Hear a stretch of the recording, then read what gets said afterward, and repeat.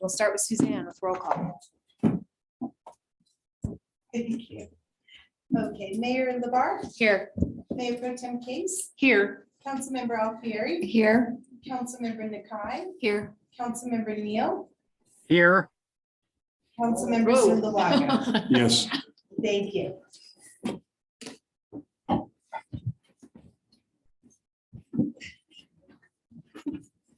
Pledge allegiance to the flag of the United States of America and to the republic for which it stands, one nation, under God, indivisible, with liberty and justice for all.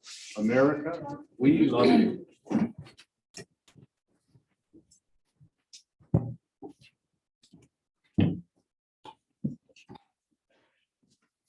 All right, this evening we're starting with ceremonies, presentation, and appointments. And we have a proclamation declaring March 3rd, 2022 as Rusty Anthony Day.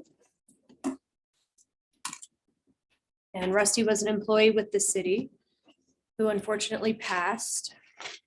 And there is a fund in case anyone is interested at Ent Credit Union, if you would like to donate in his memory, and it's the Rusty Anthony Memorial, number 142. I'm going to repeat that over that tune. It's the Rusty Anthony Memorial, number 142, and that's at Ent Credit Union. I'm going to go ahead and read the proclamation, and then I have a coin for his family on behalf of the city. Whereas Rusty Anthony was employed by the city of Woodland Park for 12 years, and whereas Rusty Anthony worked tirelessly for the city of Woodland Park in field service, always making sure that the residents of Woodland Park always had reliable water and wastewater service. And whereas Rusty Anthony was very dedicated to the city of Woodland Park and his work, Rusty was always available to fix any sewer or water emergency when they would arise. Rusty often worked holidays and always did it without complaining. And whereas Rusty always had a servant's heart and was well loved by all. And whereas Rusty Anthony died on February 5th, 2022, and will be greatly missed by the staff, city council, and residents of the city of Woodland Park. Now therefore, I, Hillary LaBarre, Mayor of the City of Woodland Park, on the occasion of his passing, do hereby proclaim March 3rd, 2022 as Rusty Anthony Day. I'm going to go ahead and come and bring you the coin. Okay, if I take a picture.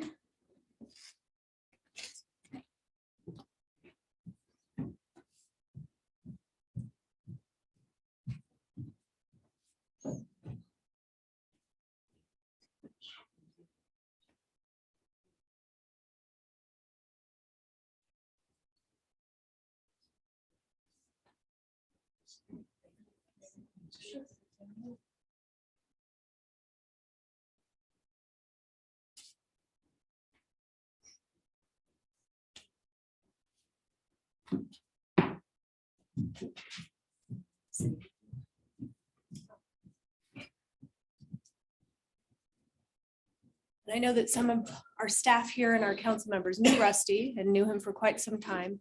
So if there's anyone who would like to say something on behalf of Rusty, you're welcome to. I'll just say that worked with Rusty for all the years he worked here, and except after I left employment, he was one of the most kind and gentle people that I've ever known in my life. And it was a pleasure to have known him, and blessings to you. You're welcome. Suzanne, anything? I spoke I had the privilege of speaking at Rusty's memorial and shared my sentiments and thoughts with the family at that time. And just want to say again how much we miss him and how much we loved him. And it's an incredible loss to the city. Thank you for allowing us the time we had with him, the 12 years. Let's go ahead and give Rusty a round of applause and his family.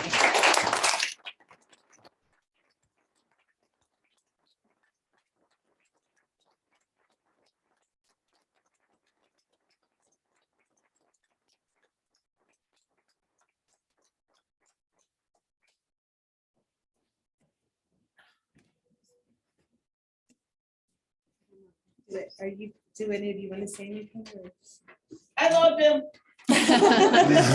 Absolutely. Anyone can come up if they want to say anything. Yep, that's all I want to say. You're welcome to come up. Absolutely. I'm not really good at this, but thank you. I think he would be just absolutely baffled at how many people have shown up and have truly just arisen in this community for him. And so thank you guys. I greatly appreciate it. Thank you. Blessings.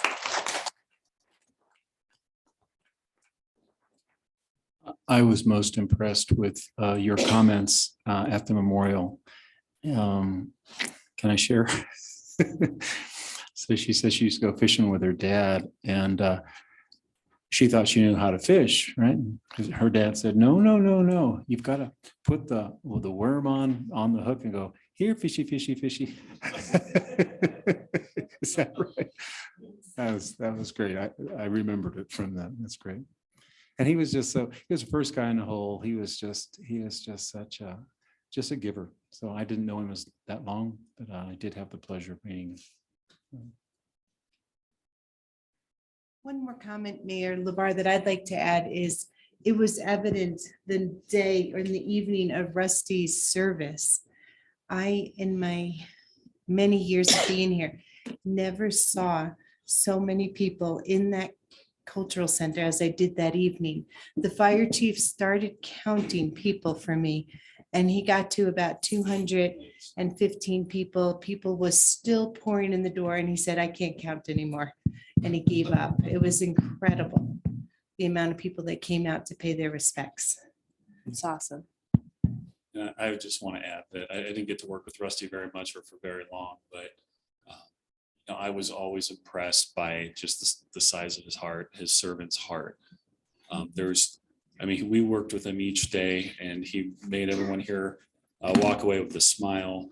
And he loved the folks he worked with and vice versa. But he also went above and beyond in caring for just individual people in this community when he didn't have to. He really, really went out of his way to demonstrate truly exceptional customer service and love for our community. And in that regard, he's really the model employee that we should all strive to be like. And that's truly what I appreciated about Rusty. All right.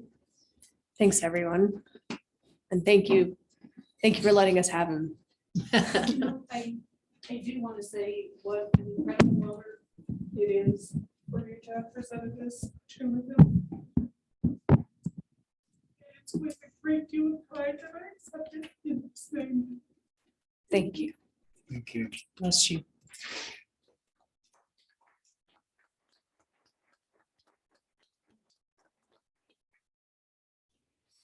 Don't cry.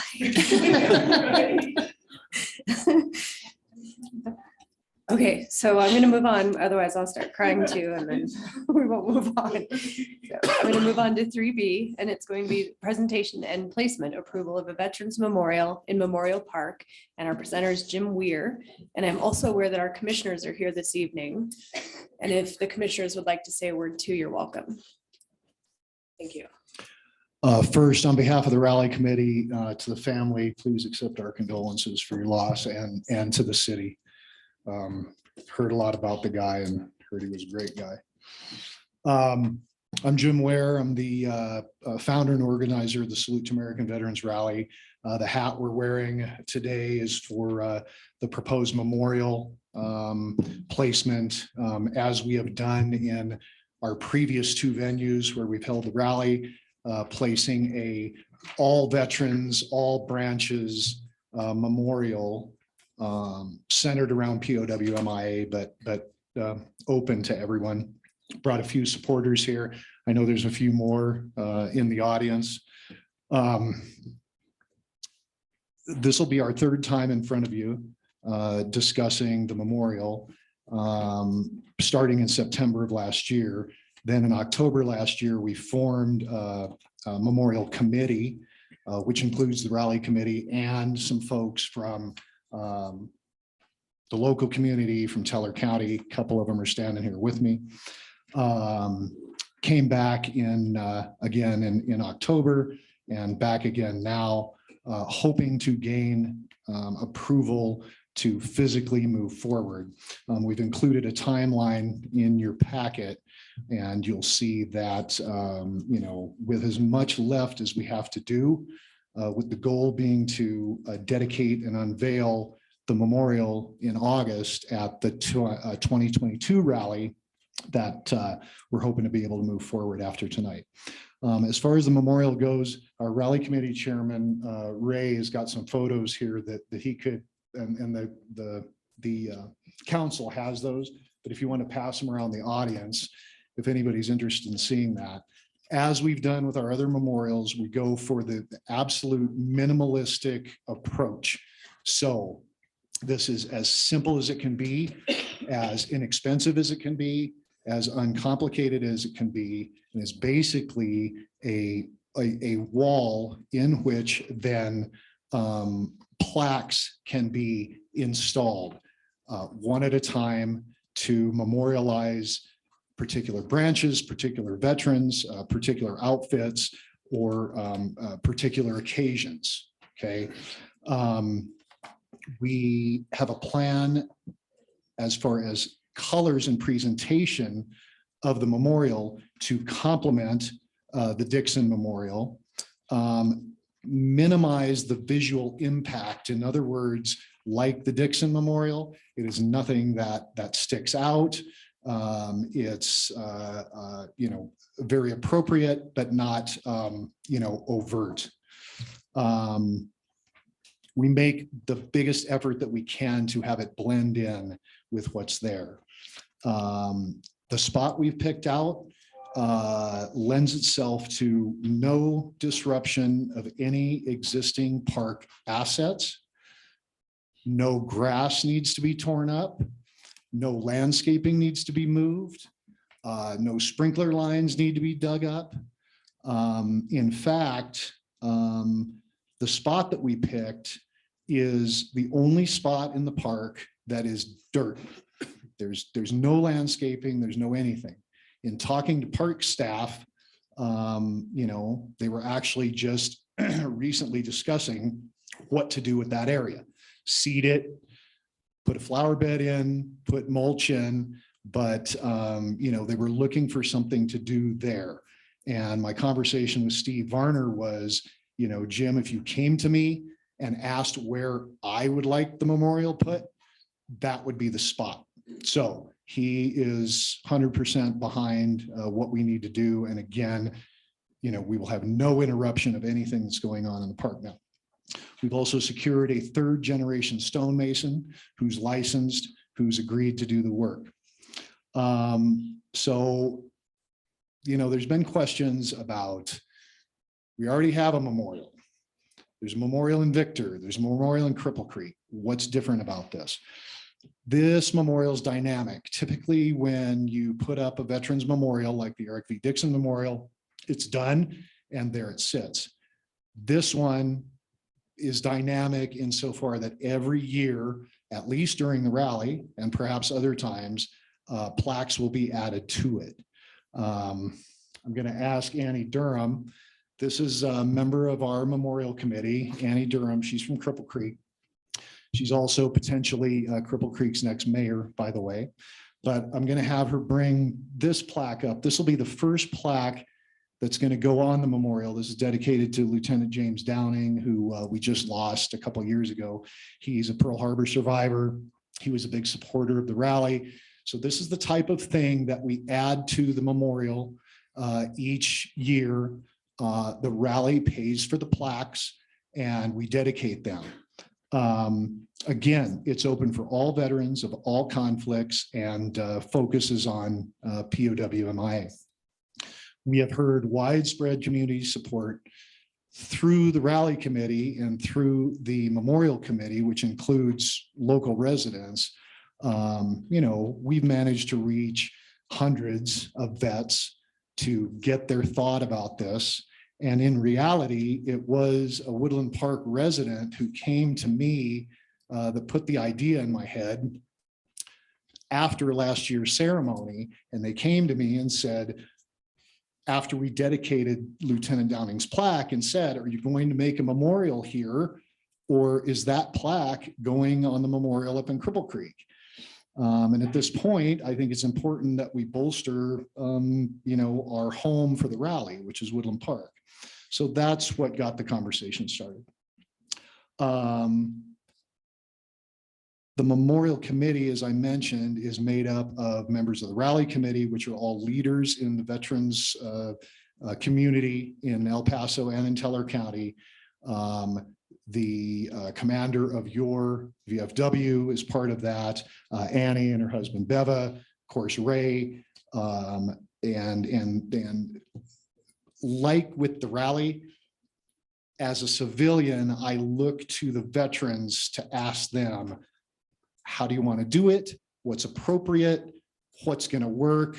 We never, Pam and I never presume to understand what's the best thing for the vets. We let them tell us how to do it.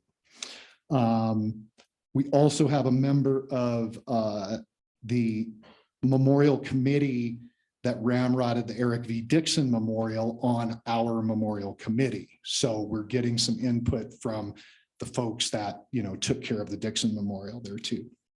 Also, just our 25 years of feedback from the veterans that we served during the rally. We hear from them regularly. And as far as input goes, your community and, any veteran can at any time nominate someone to be memorialized on that memorial, to be honored, or a group or a branch, or up in Cripple Creek, we have a plaque for, military service dogs. So we take nominations, if you will, to take on, who the next person or outfit that will be memorialized with a new plaque. This memorial is going to be, an ongoing after the rally's gone, after we're all gone. This is an ongoing asset to the city of Woodland Park. It's viable for 15 to 20 years before that memorial is full and there's no more room for plaques on there, putting them on 1 or 2 a year. So even if it's not a function of the rally, the local veterans will be able to continue to add to it, as opposed to putting up a new memorial each time we have a conflict or a situation, whether it be, Afghanistan or Russia or whatever. This allows us to keep one memorial that we can add to. Timeline for moving forward. We're hoping again tonight to get approval from council to actually move forward.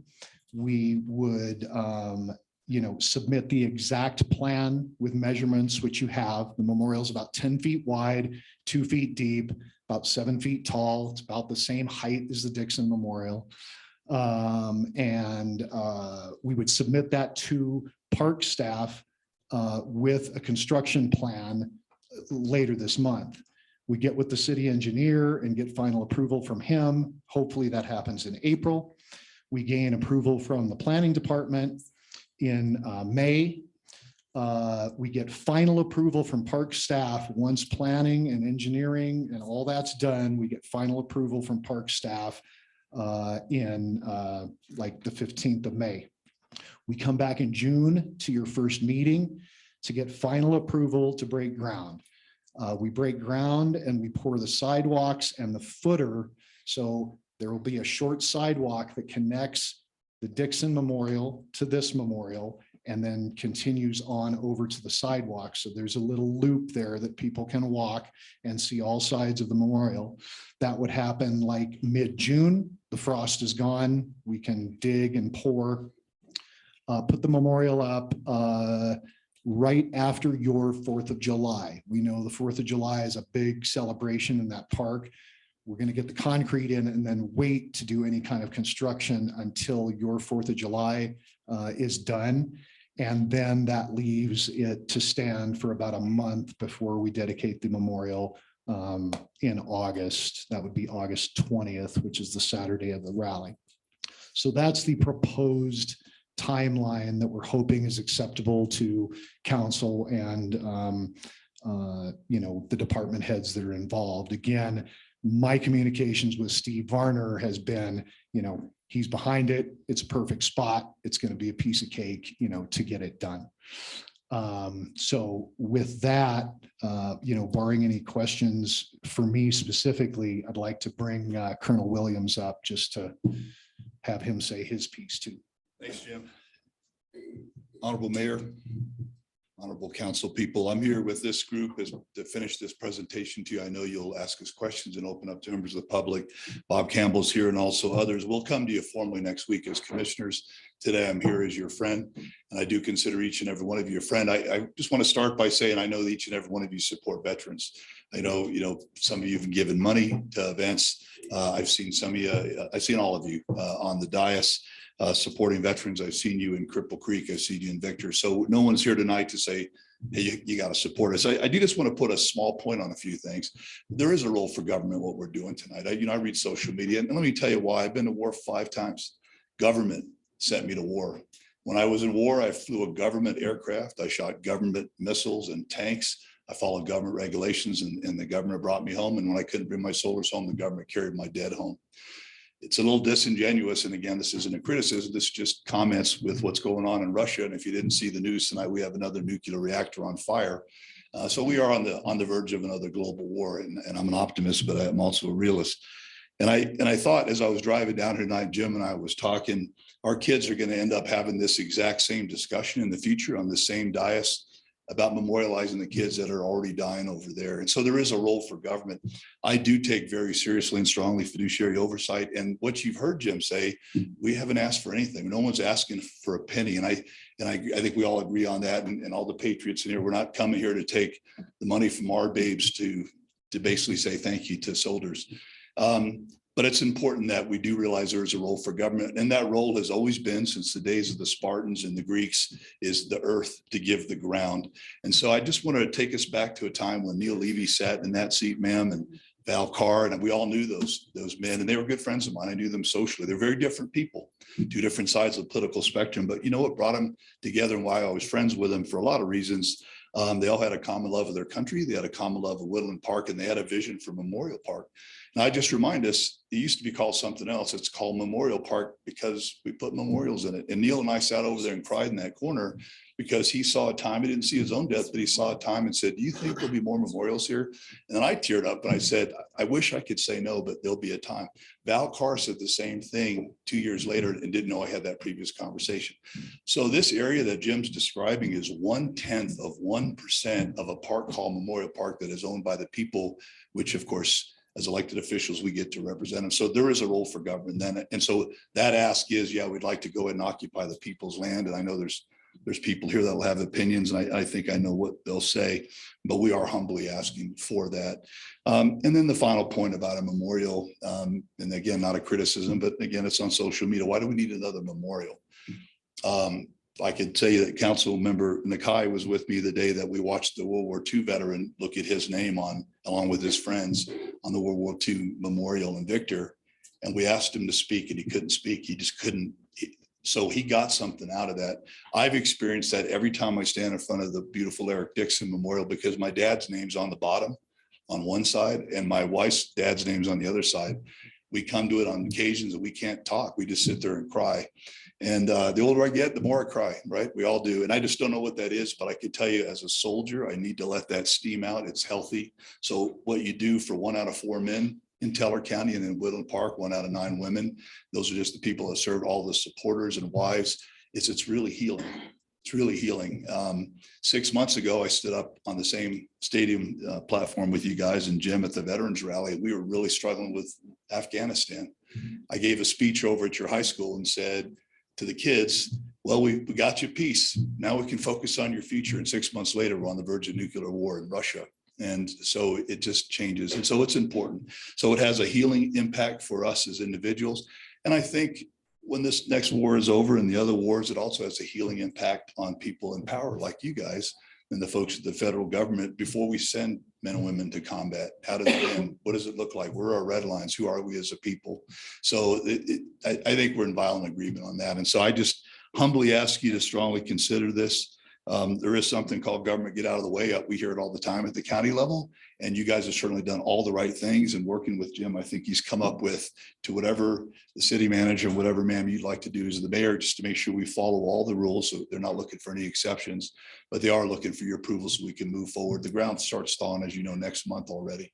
We're not asking for any money. If there are cost overruns, we have ways to do that. You know, we can go to local donors. I've had a lot of local donors already call us.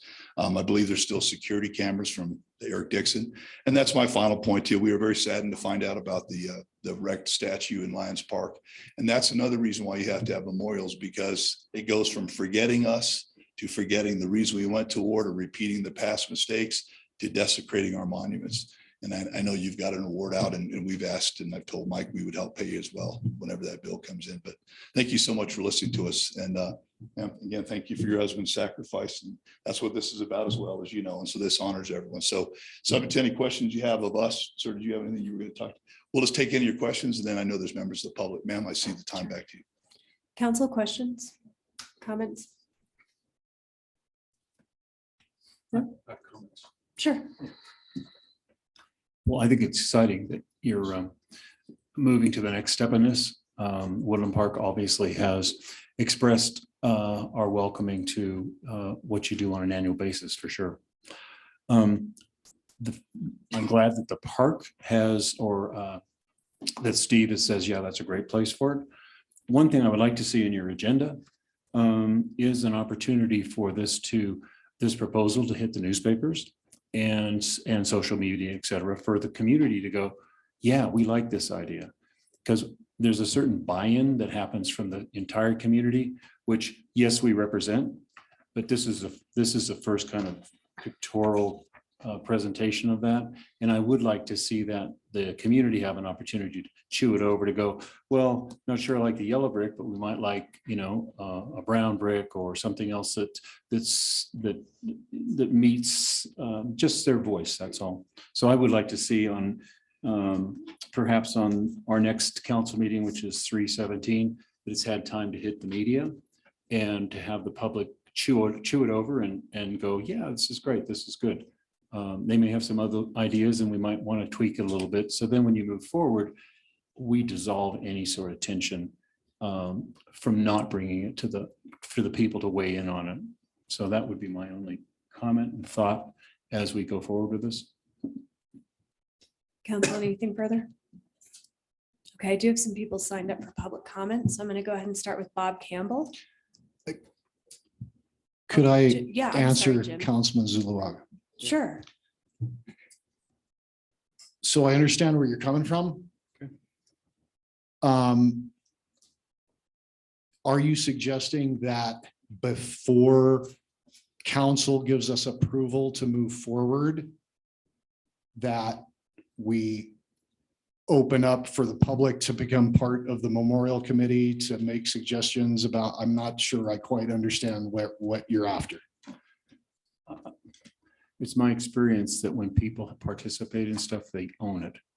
And we have owned bringing the rally to Woodland Park. So now the citizens are going, okay, had it, it's good. They haven't had an opportunity yet to say, yeah, we like this.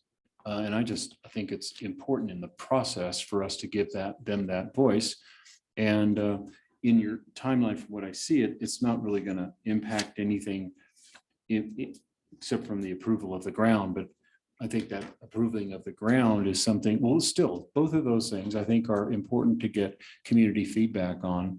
And as this is just presented to us now, I think they need time to sift it. So when it comes out in the Courier or comes out, whatever, it gives them an opportunity to go, yeah, I really like this. Yeah, in fact, and then they may even add, I'm not saying that you haven't already got great ideas. I'm not trying to say that. I'm just saying, I think community buy-in's a big part of your long-term strategy of success as you do the rally on an annual basis. Just ponder it. That's my take. Okay, so just as a reminder, this is the third time that we've been here. We did talk about this twice before. I am understanding that the council meetings are televised in public. So, I don't have a problem, obviously, with it going to social media or going in the newspaper. I would have to say, though, that, a citizen who wanted to have input on what it's going to look like or what color it is or something like that. I mean, if we're going to start changing what the plan is based on input, short of somebody saying, I'd like it to be this and I'll pay for it. I don't see, just to be real with you, I don't see how we change the memorial from what it is to something else based on someone's recommendation that's reading about it in the paper. So I don't want to, just as a matter of an exercise, take it out to the public and ask for feedback. If the memorial committee, who's been working on it for 6 months, is going to have to start over, I don't see that happening. Well, maybe I missed part of your process, because the last time I saw this, I thought you were asking, and maybe there was a misunderstanding of that. I thought you were asking council to pay for the wall. That's changed. And look, I'm totally in support of where you're going with this. I'm saying I just would like to see community buy-in on that process. And whether that's, I don't think it's a killer in your deal. I'm just putting it out there. Fellow council members can weigh in on it. The public can weigh in on it. You presented yourself well, and I'm not looking to go sideways with you. I'm not. So just listen to, that's the feedback, and I'm not going Councilman Zalon, Sure. Just one comment on there, and I hear you. This is governed by the people, and we represent the people, and with my other hat, I do that too. What Jim was trying to artfully give you, we're asking today for approval to move forward. That's in concept, right? The ground, move out, contracts to cut, stones to cut. The part where you may have missed, sir, was, and we go to the planning department for planning approval. Well, I use the planner of Teller County, it's the same thing. That would be where that input would come through. And let's say council member Case got this huge, hey, they don't like, it would come through, and we can't build it without that approval. So all those steps, an engineer, we might want to put it exactly where that piece of dirt is. Engineer goes out there and says, there's a sewer main on it. We can't do it. No problem. We're going to stay flexible. What we desperately need tonight, though, after 3 attempts, with all due respect, is approval or not to go forward. We can go to another city if we need to, and that's not a criticism. It's just we're asking respectfully to put a memorial in Memorial Park that they've done a lot of work with. And I think Eric Dixon, and again, we have those members on our board. I think that's a monument that our Vietnam veterans are very proud of. We cry there, we talk there, widows go there. That's all we're looking for, council member. And so I'm on board with you. Yeah. I'm on board with you. Those are my comments, and I'd like to know if my fellow council members have any thoughts in that regard, Sure. and whether the public does. So, Right. you've sold me. I'm just like, when you said, hi, honey, or whatever. I had you at hello. Yeah, you had to there. Thank you, sir. Thank you, ma'am. You're welcome. Go ahead. Go ahead. I'll wait for the. I was public gonna let comment and make my Bob go ahead and comments. come on up because he's been patiently waiting. And I believe we have a comment on Zoom as well. Good evening, ladies and gentlemen. Thank you for the opportunity of talking to you. I'm here as a Teller County resident, not with my county commissioner hat on, and I'd just like to provide my support to their idea. I would ask you to support their idea. I myself am not a veteran, but I support a lot of veteran services. We support a lot of veterans programs. I have lots of family, lots of relatives, lots of people in my family that have served and lost their life. I would like to point out that the memorial isn't always about somebody who paid the ultimate price. It's about those people who have served and maybe come back and had their lives changed significantly. It's about their family and friends. It's about the general citizen who want to come out and reflect and pay their homage to the people who have served our country. These people give a lot serving their country, and it is not without cost, no matter if you come back whole. There's mental challenges, there's physical challenges, etc. To have a place reflect, and to have a place where you can talk to your generations that are younger than you. Come talk to them that each of our conflicts that we're involved in, each of their services that they provide, even if it's not a conflict that they served in the military, and we can teach our younger generation what those costs are It's all about our freedom. It's all about the men and women who serve to protect our freedom on a daily basis. And I would like you to be able to support this. It is a great place to have it. We have other memorials, but that's not the point. The point is we all need a place to reflect and to be able to have that teaching moment with our generations to understand that conflicts do have costs. And the families and military and their loved ones that served have a place to reflect on what it costs them to protect our freedoms in the United States. Thank you, Bob. So before anyone else speaks, I'm going to go ahead and ask Suzanne if the hand on Zoom is still up to participate. Yes, it's Ann Carlson. Okay. So she's with us. If you want to speak, Ann, you may go ahead.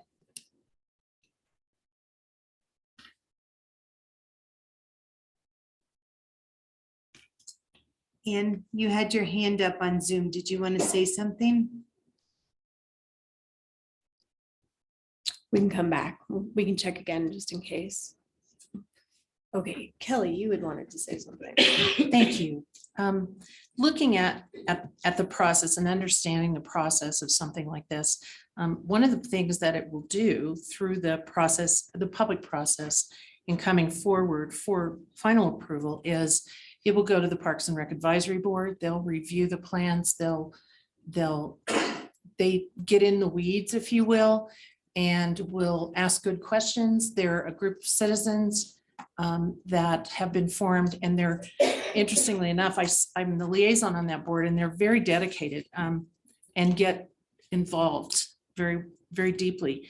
And there'll be opportunities for many opportunities. And Jeff, if I'm incorrect in this process, for them, the public, to have input. And just remember, and I'm not to say that the public input is not important, but I think that each person would probably come with a different color, with a different idea. And I think the committee structure tries to take all of that and this memorial committee to put together something that's tasteful and is reflective of what our community looks like when we do things like that. So I trust the committee process and the process of the public process, getting approval from planning. There's all of those codes and things that they'll have to adhere to. And the Parks and Rec Advisory Board, there'll be a lot of input and looks at this before anything ever ground is broken or anything is constructed. So I feel very comfortable, and I appreciate the fact that the Memorial Committee has formed and the Eric Dixon Committee has joined in that process, because they've been down the road and can help guide that and make it as tasteful and nice and what's the word I'm looking for? Just really enhances our community and our park. So I for one, will support giving the approval after this being our third look at this and talk about this for them to move forward with the process. Thank you. Stephanie or Catherine? Okay, Rusty. I haven't seen your face on screen. Rusty has his hand up. He'd like to Okay. speak. Yeah, thank you very much. I'm going to assume you can hear me. Yes, perfectly. Okay, great. I do appreciate what Robert's saying to a degree. I think there is something about buy-in that I would like, the Courier and the media sources to be able to put that out. But Robert, I may have misunderstood. You are not suggesting that we withhold the approval of the placement, because all we're voting on right now is a placement, is what's in the agenda, which means, as Kelly pointed out, we have a whole process that Jim Ware would then be going through with the city staff. And if we do start getting some feedback from the citizens, Jim, my question to you would be we at least be able to then just present that information to you for consideration? I get it that you're paying for it and you've got a whole design committee. You've put a lot of time and effort in what you already have. Your funding source, I'm sure, is aligned with the design. So I think to keep your project on your timeline moving forward with the placement vote, I'm in favor of. But to support a little bit of what Robert did just say, what if we did get a whole bunch of feedback? Would you at least allow that to go to the committee for consideration? Can you hear me, Rusty? I can, Jim. Okay.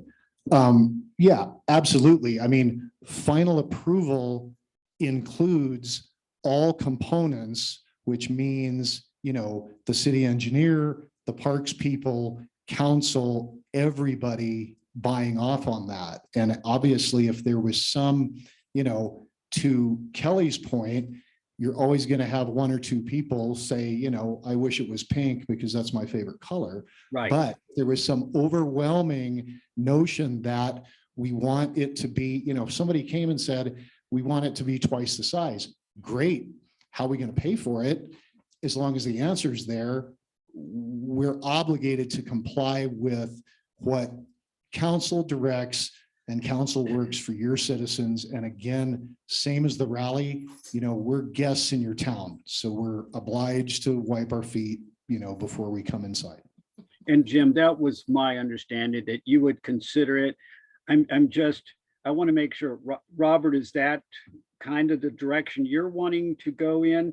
Or were you actually saying that you were hoping to not move forward on the placement vote? Thanks, Rusty. What I've been noticing is under presentations, we now are moving into a vote, and it's really a presentation. And it really should be calendared, at least to the way I look at this, it should be calendared. So it has time to, it's like, oh, good, now we can talk about it. And to go from talking about it to voting on it in the same night doesn't give, in my opinion, the public the opportunity to have that time to discuss it. So I'm not opposed to it at all. I'm not opposed to it at all.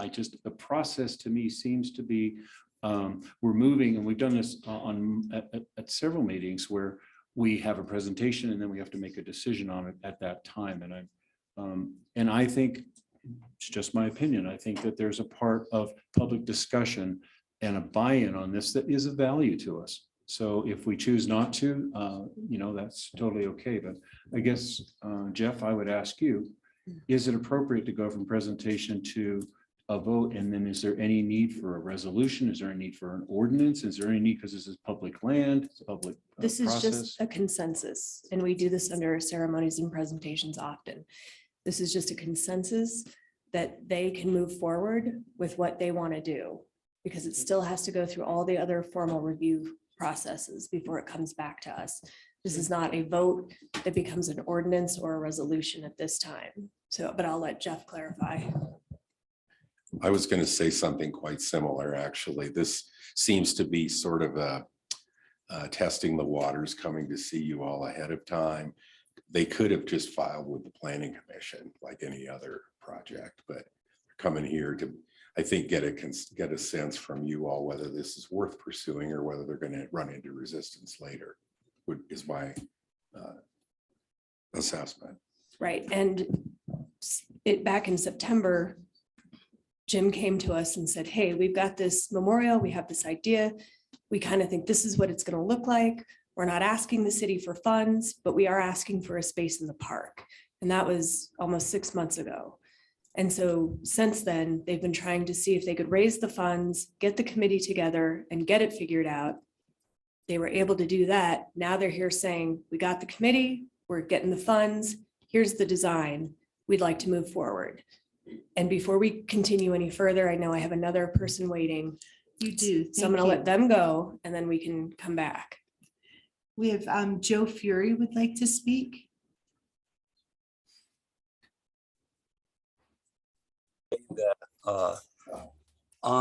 I served in the Air Force for 27 years, and I'm also a member of the Woodland Park Public, where I've lived for over 25 years. And this is the first I've heard of this memorial. And I'd just like to say, I think it's a great idea. I respect and the committee that is doing this. And I trust the process that they'll go through with the city to get it in place. So I'd just like to thank the Raleigh folks who have done this. Thank you. Thank you. And then Councilmember Neal has his hand up. Okay, I know you can't see that. I cannot. That's right. Rusty, go ahead. Thank you very much. So do I understand everyone correctly then? This is just a consensus to move forward, to allow them to move forward with the city. There would still be some approval at the end by either the planning commission or the city council, depending on which rule of the municipal code it would fall under. Correct. Okay, so we still have, This is not Ultimately- approving it. This is Right. just saying, we like your idea, carry forth. and we're saying the location, because that's what the Correct. agenda says. We're agreeing with the location that you've presented to us. We've Yes, listened to the ideas. You're going to work with the planning commission. We're going to have this go out on social media, newspapers. We're going to hear some feedback, well, and I'm not we sure will- the city is going to do that, but I think the people who are interested in the committee will put forth the word in social media. okay. And then Robert, myself, anybody on council, if we hear rumblings that they want it pink or something, we can at least offer it up as they're going through the final approval process, whatever Yes. that final approval process is. Yes, by and the people will municipal- have the ability to participate in the planning commission meetings. In the Thank you, public that's- hearing. That's what I wanted to understand clearly. Thank you for letting me ask that question. Absolutely.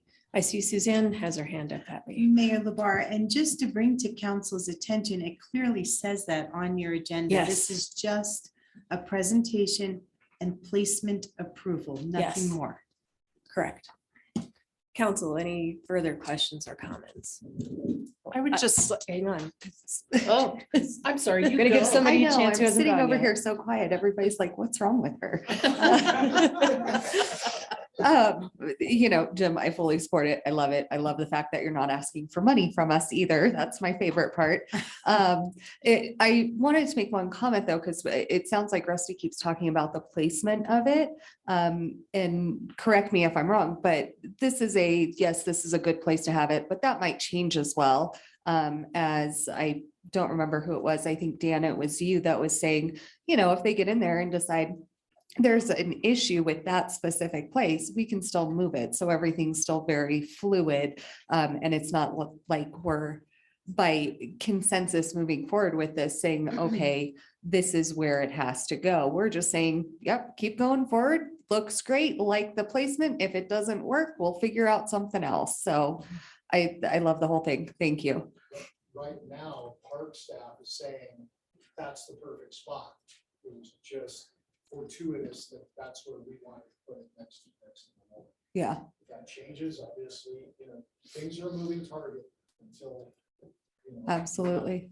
So I'll just reiterate, since he's not on a mic, Jim Ware was just commenting that in talks with park staff, that's actually the place that they've recommended to put this. It just so happens to be next to the Dixon Memorial. So, you know, going forward, hopefully you don't run into any issues and have to change course on that. But regardless of where the placement is, I think we'd be lucky to have it. So. I would just say that it's kind of also a concept. It's an approval of a concept, which includes the location, an idea of what it might look like, and just that general concept that they can move forward with. And the second thing I wanted to say is that just keep in mind that this is a public process right here, right now. We've had two before this. And the meetings are public. We have a lot of folks here this evening. I'm sure we have people online. So don't forget that these meetings are also part of the public process. So thank you. Very good. Council, anything further? All right, Suzanne, any other hands? No, ma'am. Okay, can I get a consensus then for placement of this memorial? You have mine. You have mine. Fine. You- Okay, You do have my consensus also. great. Thank you, Rusty. Mine as well. All right, Thank you, folks. thanks, everyone. Thanks for the discussion. Moving on to item number 4, we've got additions, deletions, or corrections to agenda, which is none. 5, consent calendar. We are off to number 6, running. Public comment on items not on agenda. Now I do have, I have Miss Martin signed up for 6 or 7. Do you want to do both or prefer one or the other? Are we discussing 7? We are. Then I don't need 6. Okay. All right, so we'll do 7 and then I'll call you up to the podium. So, very good. Mayor LaBarre, Yes. on number 7, I'm going to recuse myself. Okay, very good. All right, so we're on to number 7, which is 7A, request for funding for Wildfire Preparedness Day on May 7th, 2022. And I believe that there was a tie vote, so it automatically came back to the agenda this evening. And looks like Mr. Nakai is our presenter. Good evening, Oh, council. I'm sorry. Did I? Debbie says she signed up for 6. She did. We'll do take backs. I got excited because there was a 6 and 7 together. And I just completely skipped over 6. I'm sorry. Thank you, Mayor and Council. I just wanted to come before you this evening and let you know that we have published, the Chamber has published the 2022 Blue Book regarding the 3 charter amendments that are proposed and will be on the ballot. It's on our website. We have it in the office if anyone wants that. We appreciate the help, Jeff, and also to Frank as chair of the committee and that helped us put that together. This is our second Blue Book. 2 years ago, we had 11 amendments to work with. So thank you for just 3. I also want to remind everybody on Wednesday evening, March 16th, the Chamber is holding a candidates forum. It will begin at 5:30. If I'm correct, this will be like our 28th or 29th forum that I've done since I've been here in Woodland Park. So we're excited about that. We've heard from all candidates will be attending. And so I just wanted to put that out. It is also posted on calendars as well. Thank you, Mayor. Thank you. I'm sorry I skipped over you there. Okay, back to 7. Mr. Nakai, come on up. Sorry. Good evening, council, mayor, Mike Nakai, Woodland Park. I'm here today, as you know, because we didn't get this passed the last time. So if you'd allow me, I have a few slides today, and then another member of our volunteers would like to say a few words as well, if that's okay with you. Sure. Okay, so I guess I wanted to, I'm not standing here as a commissioner or as, you know, I'm standing before you today as just a citizen. A citizen asking for the city to fund an activity, an event. And in many ways, just like the gentleman that came up here last year asking for repairs on Thunder Ridge Road. Okay. So that's, just so we're clear, that's my role here. I wanted to start by, if you could go to the next slide. I want to do this a little different. Than last time. I wanted to tell you a story about a town in California that's not so different from Woodland Park. Paradise, California is a few miles up into the mountains, into the Sierras from the Central Valley. So flat, you know, flat plains and then up into the mountains through a few mountain roads. In 2012, 2018, at 6:30 in the morning, they had a fire quite a ways from Paradise, but within an hour and a half, it was throughout Paradise, and they triggered in a citywide evacuation. In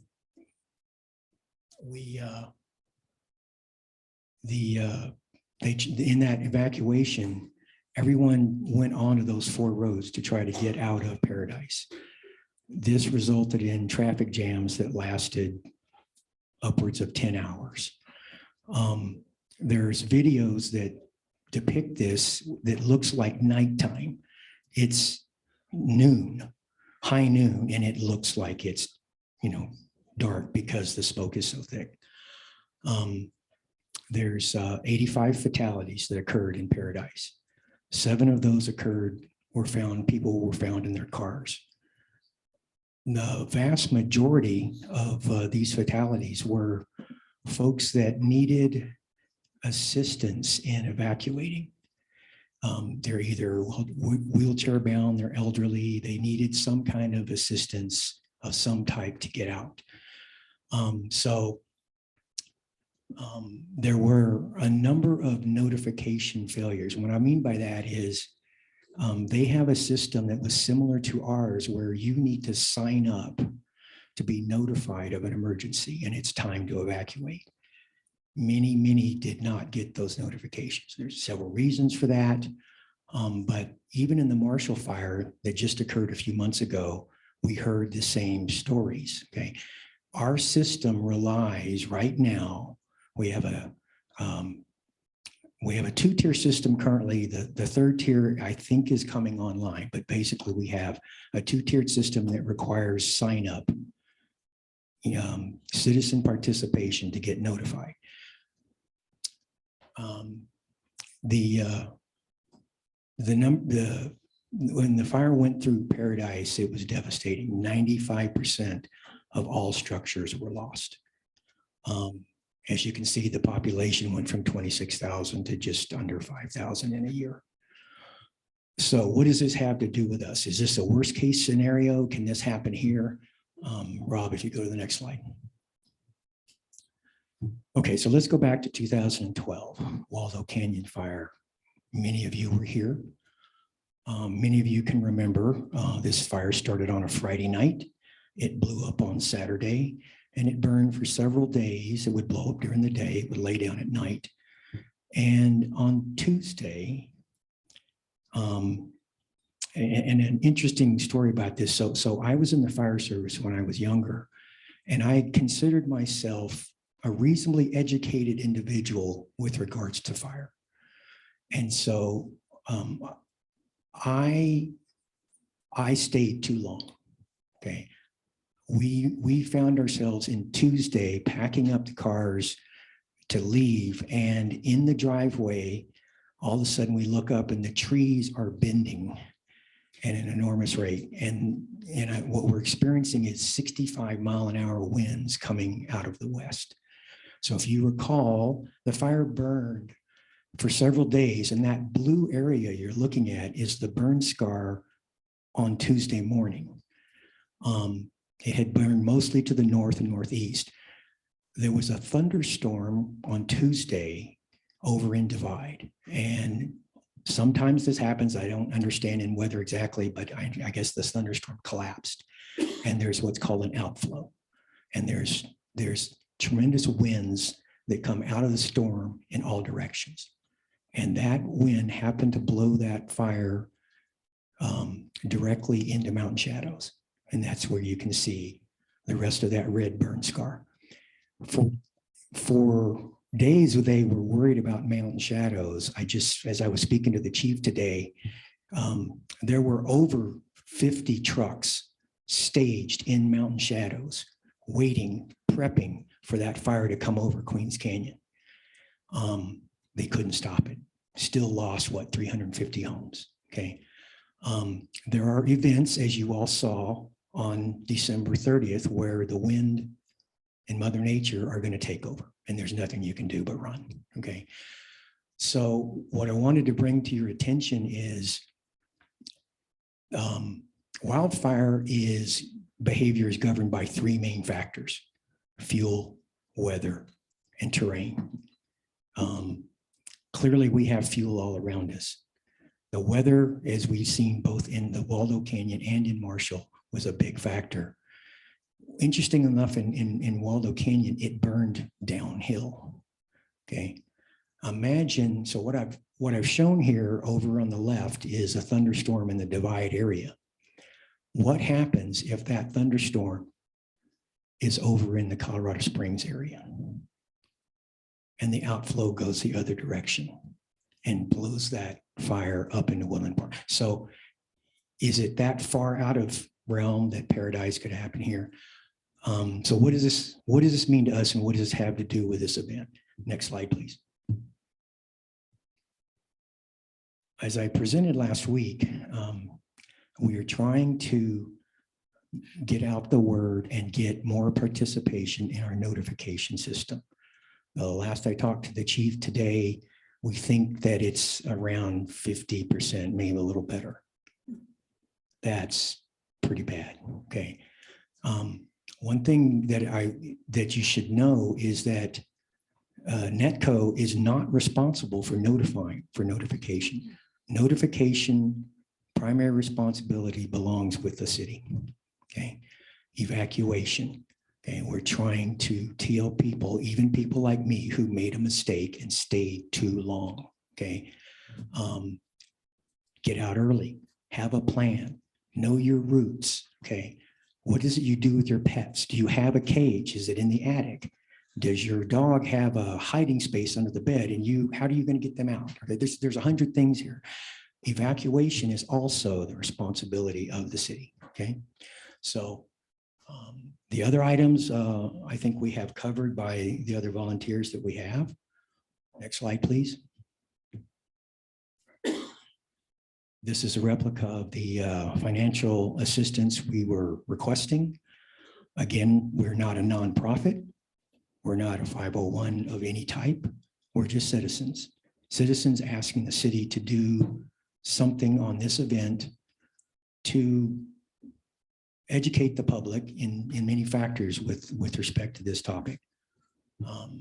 We're also trying to get sponsorship. We filled out a grant application from the NFPA to try to supplement this. I believe you guys recommended last week that potentially this could be supervised through the PD. That's perfectly fine and appropriate. I don't want anyone's checks. I can't take anyone's checks. Okay. We're not set up to do that. So if someone wants to make a check, they can make it out to the city of Woodland Park, as far as I'm concerned, or Netco Fire in order to contribute to this event. Okay. Next, please. That's all I have. If it's okay with you, I'd like to introduce Bonnie Sumner, who's also with our group. And if Rob, if you could put up that flyer.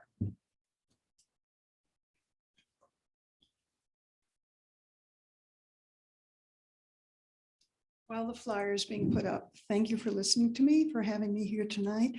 The short version is my husband and I retired here because we fell in love with Woodland Park. We looked around Colorado Springs. We were taken up here.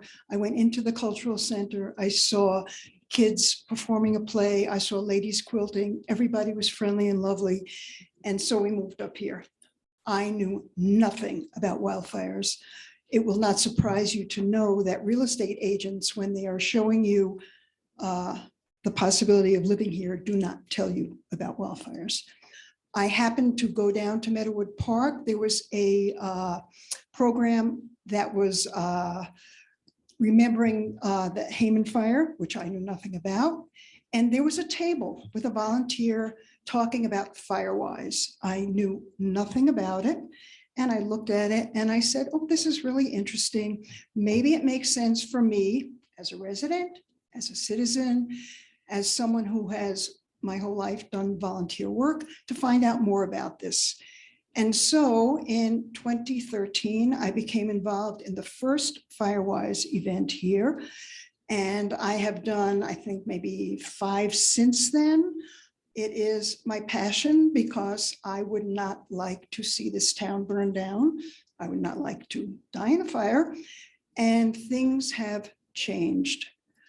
Our goal for this in the past, and this flyer, by the way, the city had given us the services of Grace to work on this, and she was very overwhelmed. So 2 members of our committee said, you know what, we'll do it. Just forget it, we'll do it. And they came up with this flyer that I think is wonderful, but it needs to be put out. There is a lot of information, 1-page sheets that come from Firewise. And what they do is they send it to you online and you have to pay to duplicate it. We're asking for money for that. Every event that I have ever given out materials to, and the sheriff had 3 different meetings this past fall about this issue, and I brought Firewise material there to give out. It was all gone. People are begging for help. They want help. They don't want to be in a situation where they don't know how to evacuate. They don't know how to get ready. They don't know. Insurance now is a very big problem. People are telling us their insurance has been canceled.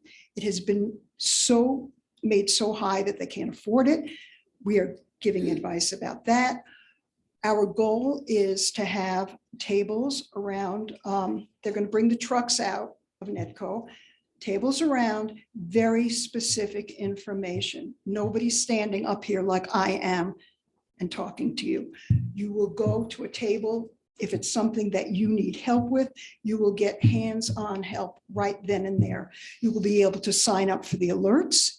You will be able to find out if you can get help mitigating your property if you can't afford it. People who want to help other people, there will be kind of a clearinghouse place where I need help, and you know what, I know how to do this. I'll be happy to give you help.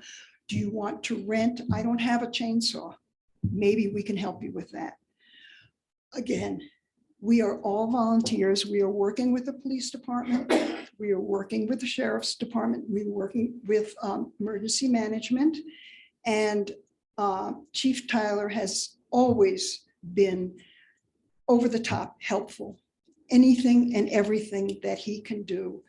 This is about education and it's about preparedness for us to do the best that we can to be prepared to save our town, to save ourselves. And I will be happy to answer any questions you have that's within my area of expertise. Very good.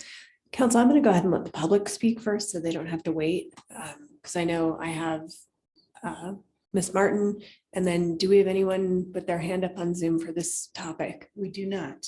Okay. Someone just raised their hand. So. Okay.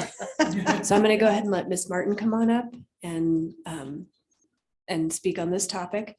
And then we'll go to the Zoom person and then we'll come back to council. Shall I stay here? Ms. Martin will take the podium and then we'll have you guys come back up at the end. Thank you, Mayor. Thank you, Council.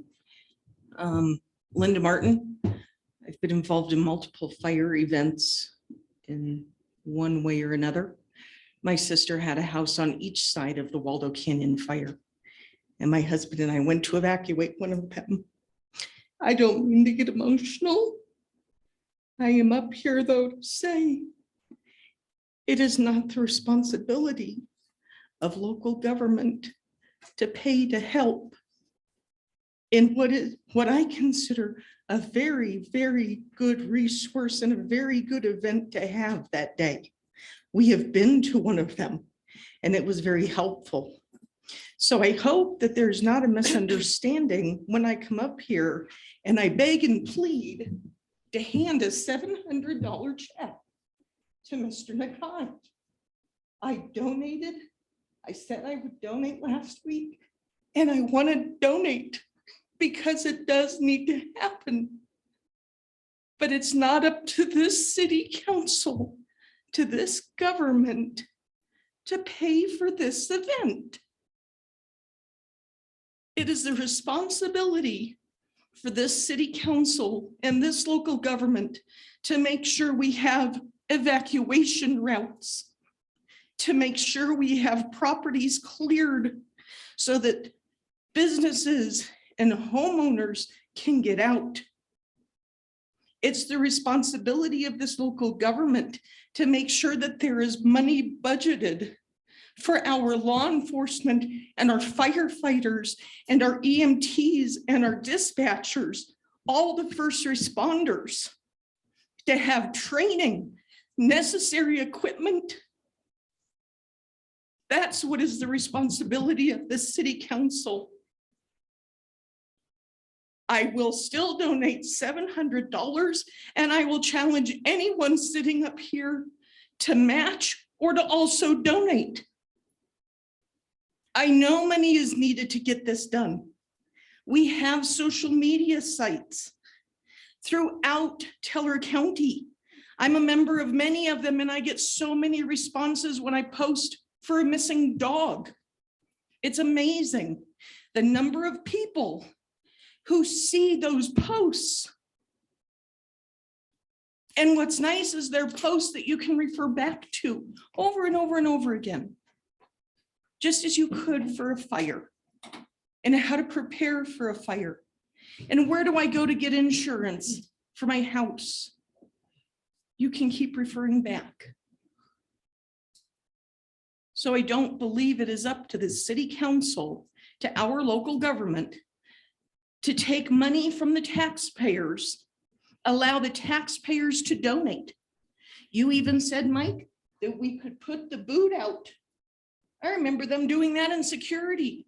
The firefighters on some holiday, I don't remember the holiday, would put the boot out. They'd stand in the middle of the street with the boot. And let me tell you, when you stopped at that stoplight, you threw money in that boot because it was a challenge if you could make it in the boot. But you did it. Thank you. Thank you.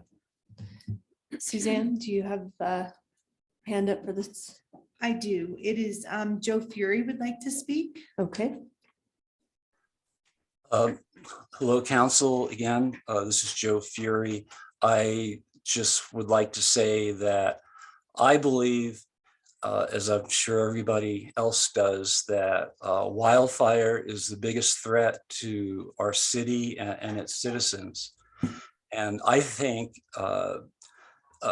any amount, well, any reasonable amount that the city, our taxpayer dollars could go toward mitigating our biggest risk is well spent in the name of public safety. Thank you. Bye. Thank you. Okay, I'm gonna go ahead and council questions or comments. Can I just Yeah. speak to what Ms. Sure. Martin said? I am not disagreeing with you at all.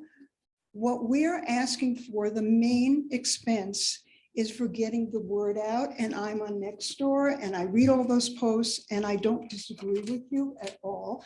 But having said that, just printing up materials to give out that people can hold in their hands is not the same as referring to a post. And the reason that we would like the city to contribute is because the city has resources. The city knows how to get the word out. There are banners, there are the signs when you come in, and all those have to be rented, they have to be paid for. That's something that the city knows how to do. Volunteers could learn it and could, but we're not going to get a call back when we ask for something the way the city will get a call back. And this amount of money that we're asking for is really mainly to get the word out and to have information in one place that people can take with them and refer to. And I'll be happy to answer any questions. Okay. Council, any questions or comments? Well, I'll go ahead and start. There continues to be a request for funding and for the city to contribute to this event, which I don't disagree is needed. But my question remains the same. Who is the money going to? The main amount of money is for printing costs. We have materials that we need. Now, let me back up. We are getting materials from the Forest Service, not paying for it. Materials from Netco, not paying for it. Materials from the sheriff, not paying for it. These are materials specific very, very specific. For example, what to do about decks, what to do about soffits, very technical things that will help people stop their homes from burning down. And those materials are out there, but they have to be duplicated. Okay? That's the main amount of money that we are asking for. And we are getting we had a meeting today. We are getting so many other materials from all of these other agencies, everything from fire resistant plants. Do you know that some plants will go up in smoke? Some plants will not. Things that people don't know about, and we're not paying for any of that. What we're asking for is the city to use their outlets to get the word out and also to pay for duplicating very specific materials that will be given out at the events. That's most of the cost. Okay, and I understand what the money is going towards, but this is more a question for Mr. Nakai as far as who are the funds being paid to? Because you had a number of people who offered to donate for this and you have refused their checks. To be clear, if I recall, I do know that the Martins offered last week, and I took what I believe was a responsible action in that explaining to them, I am not a 501c. I am not a nonprofit. I am not a treasurer of anything, and I'm not comfortable taking funds. I believe you folks, you in particular, Stephanie, offered to donate yourself. But again, I don't feel comfortable taking checks for this event. I don't think it's appropriate. So if there's a couple ways we can handle this. I guess if you want to approve this for $1 and put that under the PD supervision, then I will have the folks make out the checks to the Woodland Park Police Department or the city of Woodland Park. Okay. Alternatively, I can approach the Netco Fire to see if they're willing to accept checks. They have their own fund that they take donations on in the boot and other means. To tell you the truth, what we plan to do is we discussed this with the chief today is if you approve the funds, we were going to get invoices from our vendors. And so some of the cost is for advertising and not just on printing. So if we go to someone to print banners up, there's going to be a cost for that. So our hope was, Suzanne, that we could have the vendors make us an invoice and and if it's approved by council, we can bring the invoice to the city to write a check for. And that way we don't ever touch the money, if that's acceptable. Let me clarify, because I understand what I get what you're asking, because I was wondering the same thing, because if you're not a charity and people want to donate, but so it seems like you're more looking for, like, in a sense, in kind. Well, but, I mean, not I would love someone in the city to raise their hand and say, I'm doing this whole thing and I will contact the vendors and I will get them paid. I don't have anyone to do that. So we're trying to be the middleman. Right. So if there's an opportunity where I don't know if it's a reasonable effort to do in kind, because I don't know, we don't really do a whole lot for Firewise. And I don't know if this is something that we should actually consider for the budget. I'm not trying to cut this idea off at this moment, but this is something that is important and we should probably look at into the future. Is Netco your partner in this? Netco is definitely our And partner. they are probably a leading partner. Yes, we went to them first. My question to you is then, why are the donations not made to Netco? Yeah. We can do it that way. That I was would not the, absolutely that think was that would be not the this. best way to I do it. think we can do it that way. I will need the chief's approval to do that. That okay? makes more sense to me. He said, I think today he said, if the city's going to fund this, he would rather see them manage those funds rather than him manage the funds. But Rather see who managed? The city, someone in the city. And if I believe 2 weeks ago, you guys suggested someone from the PD, since this is a public safety But- area. But see, the PD doesn't write their own checks. Everything Okay. is centralized in accounting. Okay. In the finance. What I mean to oversee, I guess, to oversee the activity. And it being a fire-related activity, it makes more sense Okay. for that organization to take the lead in the event. And I'm not trying to tell you what to do. I'm just trying to be reasonable about this. And there's people that are willing to make donations to the cause. Yeah. They need a place to donate.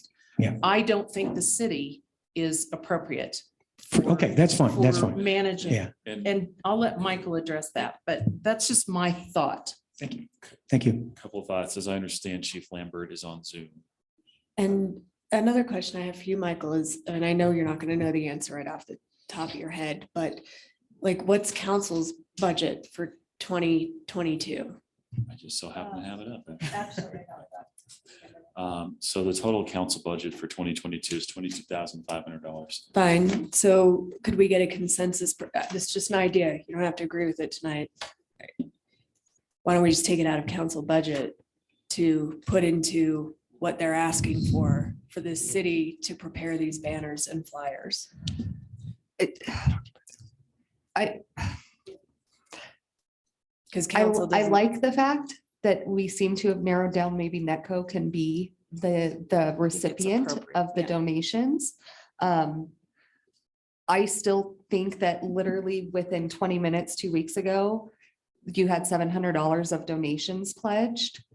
And before I would even consider spending a cent of taxpayer money on something, that is definitely a worthwhile event, but being that it's still 2 months out, I would imagine you wouldn't have much trouble being able to raise the money needed that you're requesting from us as taxpayer money instead through donations. Okay, I have a Yeah, question. Excuse me, just a minute.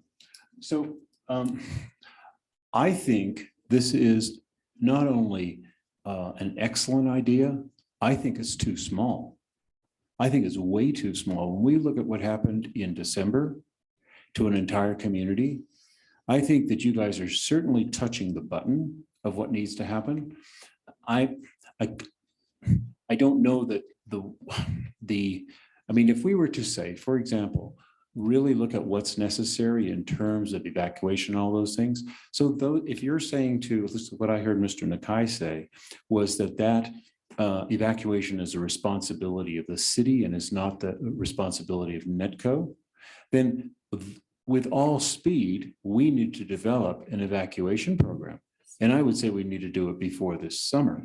So I think that I see your idea is a good idea. I think it's being presented to us through the wrong avenue, but my goodness, I think you should multiply these efforts way more than you are. And we should look at, if we have a responsibility as a city, the part that's our responsibility as a city, and we have not put anything in place in there, I think that's a really good place for us to put our attention. You said at the beginning of this, maybe you didn't, you changed your mind. I mean, we had $700 last week. This week we have 900 because you still have the two on council, myself and council member Alfieri, who offered you $100. Now it looks like our citizen, Mrs. Martin, has offered you 700. So that's 9. So you got a $2,300 budget for this little project you're talking about. I think you have a great idea. And should it be bigger? Should we be looking at evacuation? I never said that the city didn't have an evacuation plan. This is a public education effort. This is the city to take responsibility to try to inform its citizens of how to get notified, of what they need to do to prepare themselves to evacuate. Okay, this is not, I'm not saying that the city doesn't have an evacuation plan. Are there improvements that could be done with our evacuation efforts? Yes. And I may be back at this podium asking for that in a future date, but that's not what I'm here for today. Okay, as far as donations go, I specifically said last week and this week, this is an amount not to exceed, and that we are going to proceed and with getting sponsorship, but we don't want to try to get our sponsorship all together and then figure out what we can afford to go buy. Okay, the city either will or will not participate in this event. Okay, I'm hoping to get sponsorship to reduce that amount and come back to you after the event and say, hey, we were able to receive these funds from these sponsors. And so the $2,300 is now this much less. Okay, but it's hard for us to proceed forward, okay, without some, well, no, we can proceed. We are proceeding forward with this event. Okay, its success really depends on getting the word out. Okay. And I see Suzanne we have another member on Zoom who'd like to speak. Councilmember Neal would like to speak. Oh, Can I just answer that before my thoughts leave my It's up to head? the mayor. you can answer it, sure. Thank you. Thank you. I totally agree with you. My background is as a teacher, and I'm a big believer in education. And to add to what Mike said, absolutely evacuation needs to be planned and done in a big way. Everything needs to be planned and done in a big way. But until we can get the word out to people who are scared, people who are worried, people who don't know where to go, they need to be educated. And the reason that we need the city is, rather than Netco, you have the resources to get the advertising out. Grace knows exactly where, we had a meeting with her, she knows exactly where to put it in. So even if we get donations and we pay no taxpayer money, we need that resource to get it out. And that is where the city comes in. Well, and I think I think that's a We no-brainer. we Okay, had that. guys, I'm gonna let Rusty conversation. have his opportunity because he hasn't had a chance to talk yet. So, and Rusty, I'm gonna recommend to, if you can hear me, just leave your audio on. So when you want to chime in, just say, "Hey, guys, I want to chime in," because then I can see and I know, because I don't have Zoom on my computer right now. Okay, I and don't I've mean to been, speak over you. no, I've been trying not to speak over anybody, but I've been listening to everything that's being said. I do have a question. I'm not sure if Kelly can answer it, or Michael can answer it, or the city attorney. My question is, what is the proper process to set up an account or a budget line item where the city can write checks to pay the invoices that might total the $2,300 that Mike Nakai would be bringing? Is there a process in which a line item is created for taking donations? There's the dude right there. I'm going to ask Aaron's the here. finance director to answer that. Am I on now? Here we go. Okay, so we would do a supplemental appropriation for whatever amount of money you guys would want to set up for this so that we could pay for that. We would create a line in the GL. But we have a separate issue if we're going to be getting a lot of donations for this. We would have to then to get all the donations in and then come back with another supplemental to do the revenue. So that would be the proper method if we were going to go that route. Okay, so you would actually have to set up two lines, an appropriation for expenditures and appropriation for revenue in, correct? Correct. Okay, I know I know the motion I would like to make, but I will wait until it's time for a motion call. Okay, so Could I clarify one thing? Sure.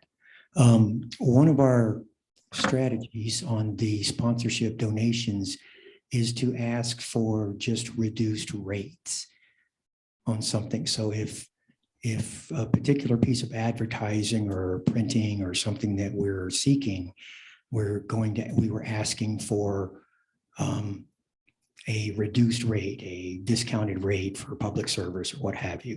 So there shouldn't be on that level a matter of paying the full bill and then getting a donation back. The separate donations, I think, are from individuals like the Martins or yourselves.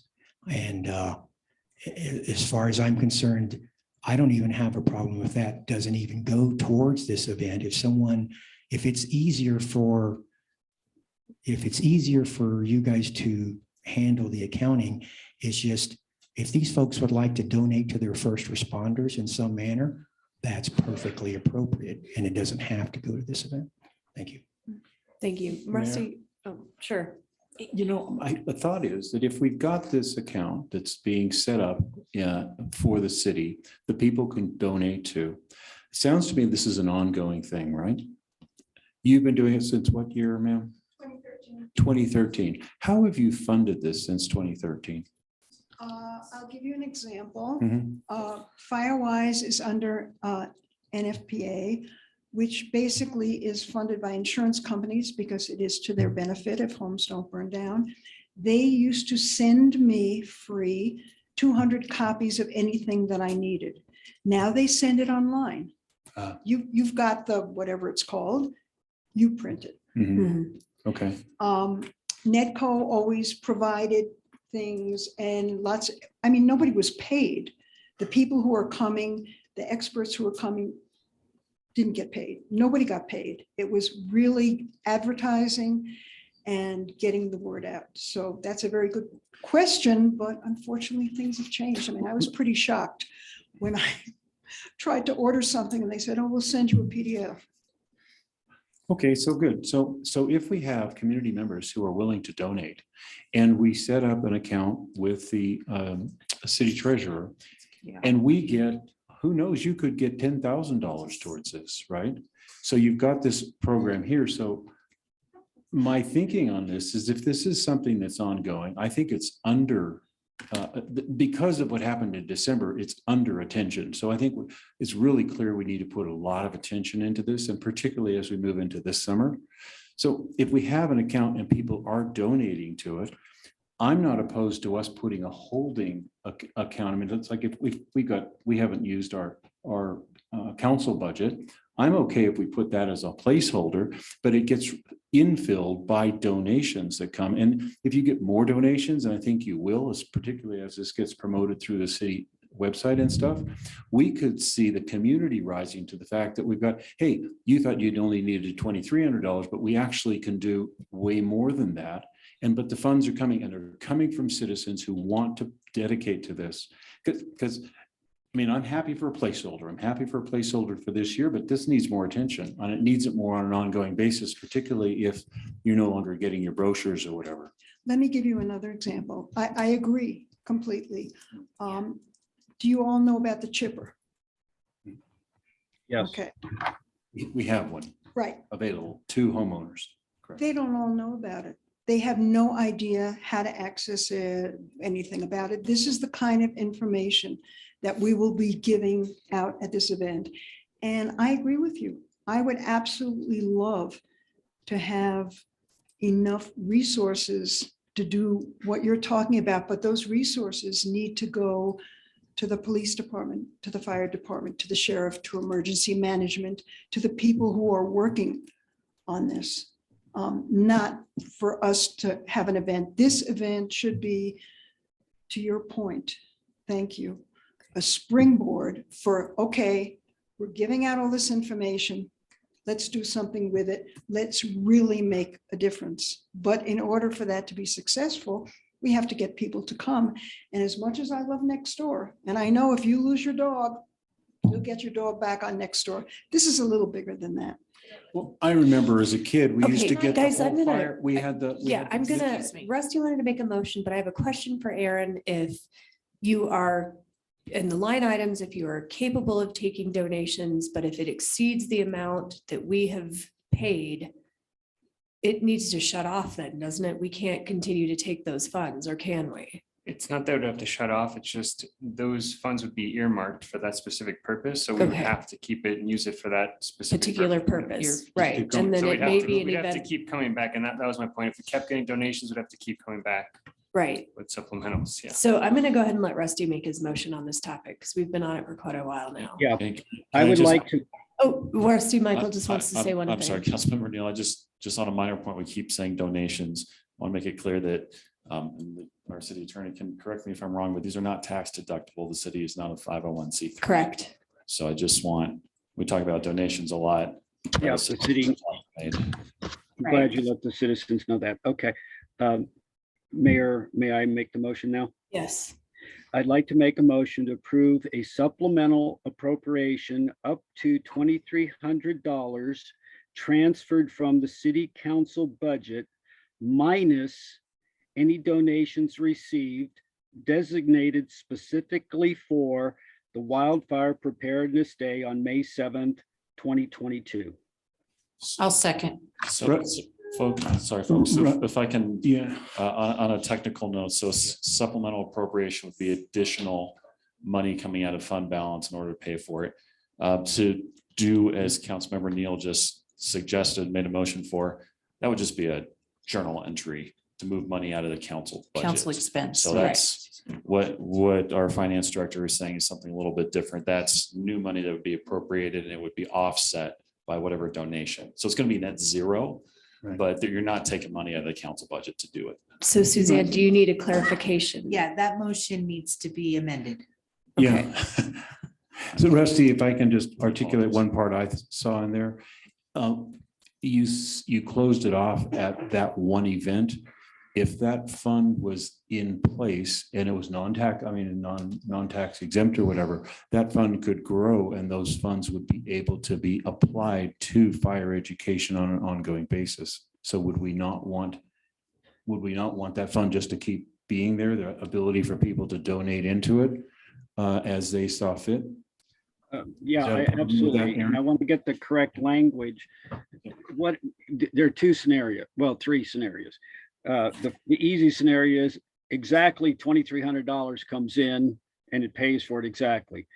The two I'm concerned about is the one you're saying, if it's more than $2,300 comes in, we want that to still be available for wildfire preparedness, even if it exceeds the Fire Preparedness Day on May 7th.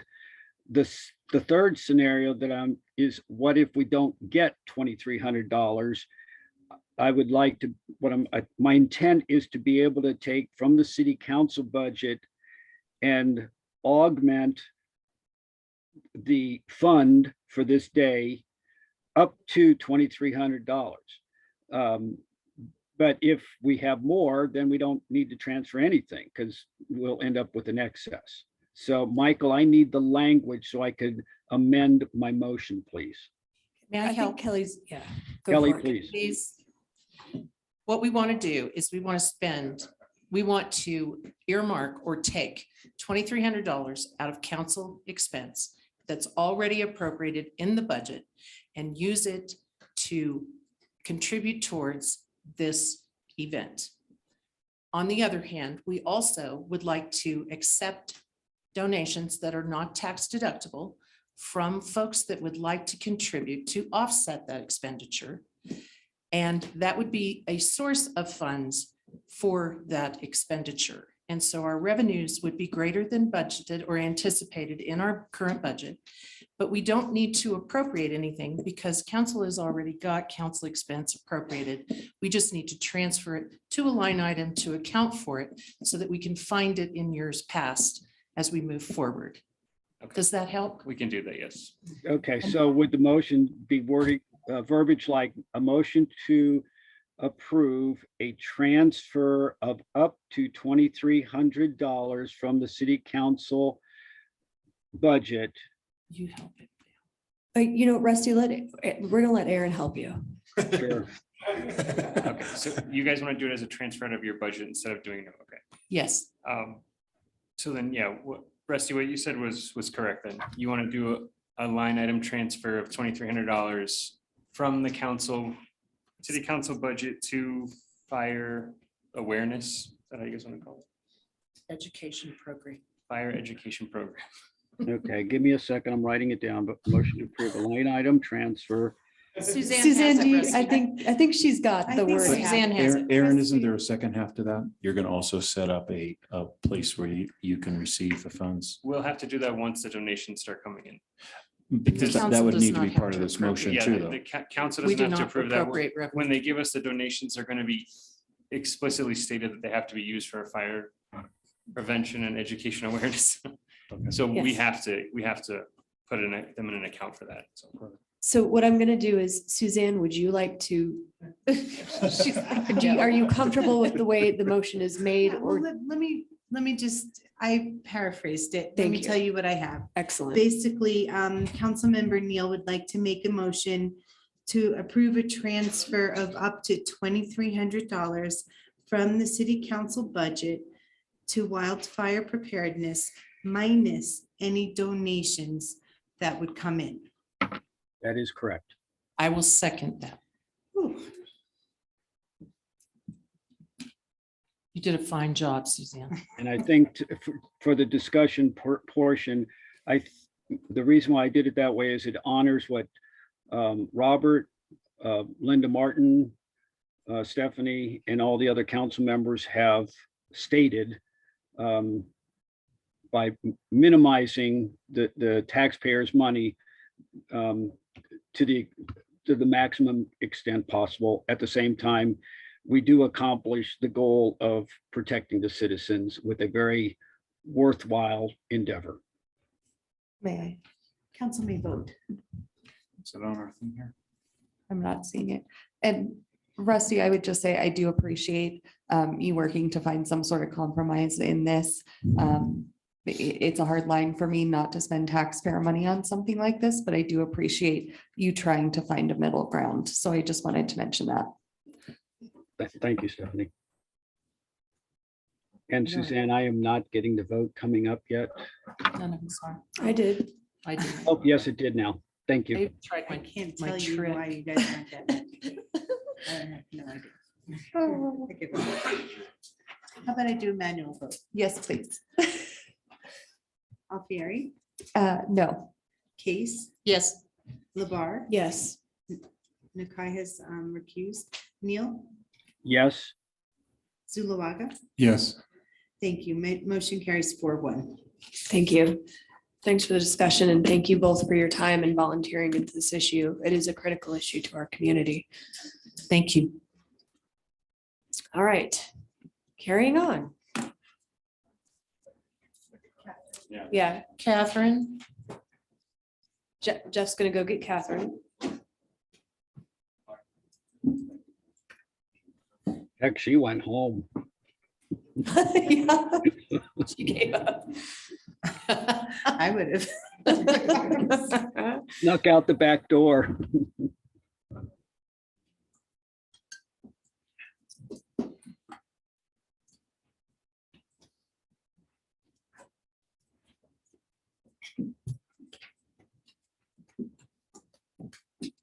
she should not do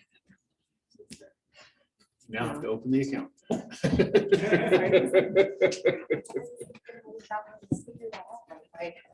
Could you say it up for the record, Aaron, what she made the check out to? So if That is people not want to make appropriate. that check. that. That's not appropriate. Well, No, he doesn't Shouldn't mean be the happening. amount. Why is that not Who we wrote appropriate? it to. what's Yeah, that? You so, don't mean the amount, who she wrote. No, the not check the to. amount. Yeah, No, no, so just I what, made it for payable people to- who want to donate to this, what do they, what do they make the check out to? City of Woodland Park. But there must be something else. You said it has to be specifically So thank designated. you. the check should be made out to the city of Woodland Park. And then they just need to notate in the memo or the note section, anything about, this one says Firewise prep, we can say fire education. Gotcha. Something to that Thank you. effect. That's what I was. Okay, Catherine's back. We're moving on. We're at item number 8, ordinances on initial posting. I will remind council, this is initial posting. We are at 8A, to consider ordinance number 1420, series 2022 on initial posting. An outstanding, an ordinance of the city council for the city of Woodland Park, Colorado, repealing section 970-040 of the Woodland Park Municipal Code to allow for the possession of firearms in establishments selling alcoholic beverages and set the public hearing for March 17th. And our presenter is Jeff Wilson, our city attorney. Thank you, Mayor. The memo in your packet is fairly straightforward on this. The council has the authority to prohibit concealed and open carry in establishments that serve beer or alcoholic beverages, and they equally have the opportunity to permit that. And at one time, a council imposed such a restriction, and the proposal here is to repeal it. that was the discussion at the last meeting, and that's the proposal here. Very good. Council, questions, comments, or can we make a motion to move this to? I'll make a motion to move it to public comment. Or to public hearing. Public hearing. Public hearing. I'll second. Okay. Let's see if you guys can vote. Yay, there it is. Everyone? Oh, hang on. I got it. Uh-oh. I got it.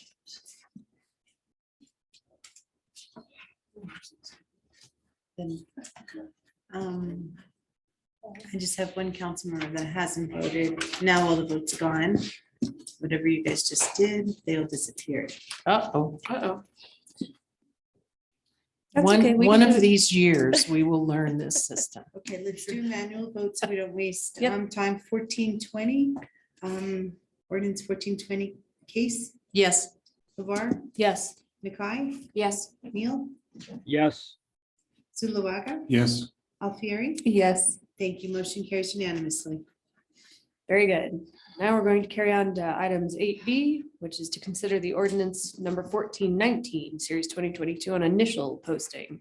An ordinance of the city council for the city of Woodland Park, Colorado, amending multiple titles of the Woodland Park Municipal Code regarding code penalties and violations, and set the public hearing for March 17th, 2022.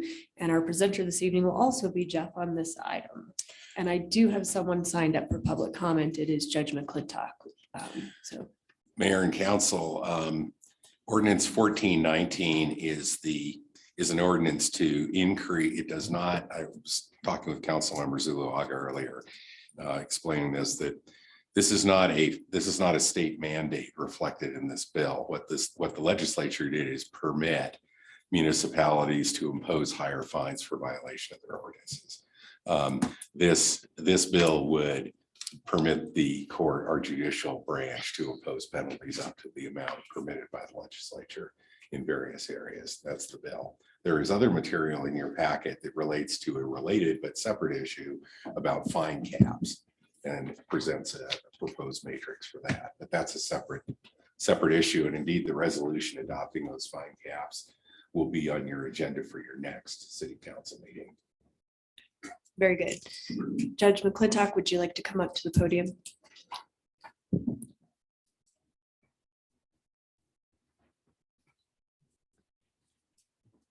Good evening, Elizabeth McClintock, speak about this issue. I'm not sure if council's aware. I had responded to this because I was sort of surprised to see my name on the agenda in regards to presenting this, because I have nothing to do with this at all. I'm actually opposed to all parts of this ordinance. I don't believe that it's necessary. I think the fine schedule is actually a very bad idea. To put into place a fine schedule for the court is, it's not necessary. First of all, I'm not aware of anyone complaining about our court imposing onerous fines upon anyone here. I think it demonstrates that perhaps a lack of trust, not only, I don't think it's the court necessarily, maybe a lack of exercise of discretion even by the prosecutor or the police department. We all exercise discretion before anything happens for tickets being issued in this city. And to put in place a fine schedule says to our citizens that we're not willing to exercise discretion here. You're saying that on a first offense, this is what's going to be in place and that's it. People should be able to come and say, this is why my circumstance is different.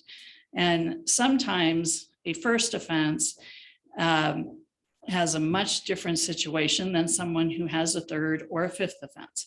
A fine is a sentence from the court, and there needs to be considerations for a sentence. Sentences are supposed to reflect the policies and considerations of a community and what we think are important here. Certain things are more important than other things. And some things that are reflected in this fine schedule, I don't think adequately reflect things that are very important to our community. The fine for having fireworks and using fireworks, that's not appropriate. The only time that we get fireworks tickets are usually when it's a really dangerous time to be setting off fireworks. And that's typically when we're in the middle of a fire ban. That's when we see those tickets. Our police department is not running around giving out fireworks tickets all the time. The feeding wildlife tickets that everyone's concerned about, we have in place a policy where the first time someone is contacted by law enforcement about feeding wildlife, they are given a warning and they're given educational materials. The second time, they're given a state ticket, and that is with the standard state fine. It doesn't even come into municipal court. It's not a muni ticket at all. The third time is when they get that minimum fine part. And even then, that isn't something that's automatically imposed. That's when they come into court and they can argue for mitigation on that or have a trial. And they still have to prove that this person committed that offense knowingly, that they did that on purpose and they knew that that was going to happen. So all of those things are things that I, as a judge, or Judge Carlson, or Judge Christensen, if she hears the case, take into account. And there's other factors that we take into account. Sentences, fines, are not just about punishment. They are about rehabilitation. So we do other things besides imposing fines. We impose community service in lieu of fines a lot of times, because that's more effective for a lot of people. A lot of people can't even afford these minimum fines that we're talking about here. And we should be able to give them something else besides a minimum fine. And that is one thing that we can consider when they come into court. These minimum fines, they're not coming to court if you just give them a ticket and just say, you have to pay this, that's it. That's no consideration there at all. There's no ability for any rehabilitation consideration there. Another factor that needs to be considered is deterrence. And it's not just deterrence for the person who's getting the ticket, it's deterrence for other people in the community that see what the consequence is for a particular action. And I say this in particular for juvenile offenders. One of the ones that is concerning to me that I see on this fine schedule is the $50 fine for curfew violations. Now, some juvenile offenders in our community will have parents who will see that and say, fine, I'll just write my son or daughter a check to cover that. They'll never see the inside of a courtroom ever here. And that's fine. Some other parents are going to be, my child is completely out of control. And honestly, I don't know what to do here. I'm actually glad that they got a ticket and something needs to happen, but they can afford to pay the $50 fine, and that's probably what my child's going to do. That's not going to help that situation. It's more helpful when that child can come into court and I can have an interaction with them and I can have an interaction with their parent too, and get this situation and hear what is happening there and try to offer some assistance, because I can offer some assistance in that situation, because believe it or not, they do, most times children do, respect authority figures. And I can make them do things. I can make juvenile offenders come and sit with me for an entire day when I have a docket. And I do that very regularly. It is better than making them pay a fine. And that shows to other children that are in court, this can happen to you too. And they go and tell their friends, you don't want to have to go to juvenile court here because you'll end up having to sit through and listen to all the other stuff, and it can get pretty boring. And they don't want to waste an entire day on a Wednesday in the summertime and have to sit through that. And honestly, it is so much better though, if they have to come and sit here with me in municipal court, rather than ever getting charged with a delinquency matter and having to go to Cripple Creek and sit in front of Judge Sells. A delinquency matter for a juvenile is much more serious. Municipal court, it would never show up on their record. We automatically expunge it from their record. They are not paying anything. They are not dealing with any ongoing consequences. So that is why if we can take care of it here and deal with the situation, we have resources, we have tax revenue from marijuana sales tax. Even though we don't sell any marijuana in our community, we have extensive resources as a municipal court that we can provide to juvenile offenders. Those are all things that are positives about municipal court. But if you take out some of the kids that we will never see with a fine schedule by not having them in court, we never have contact with them. All right. So that's why I'm here to tell you that a fine schedule, you don't see them very often. And I know that was in the staff report that was provided to you, because most communities of our size don't need them. We have a dedicated judge here. We have backup judges when I'm not available or I have a conflict. And we have a court clerk who's here to speak to members of the community when we're not in session.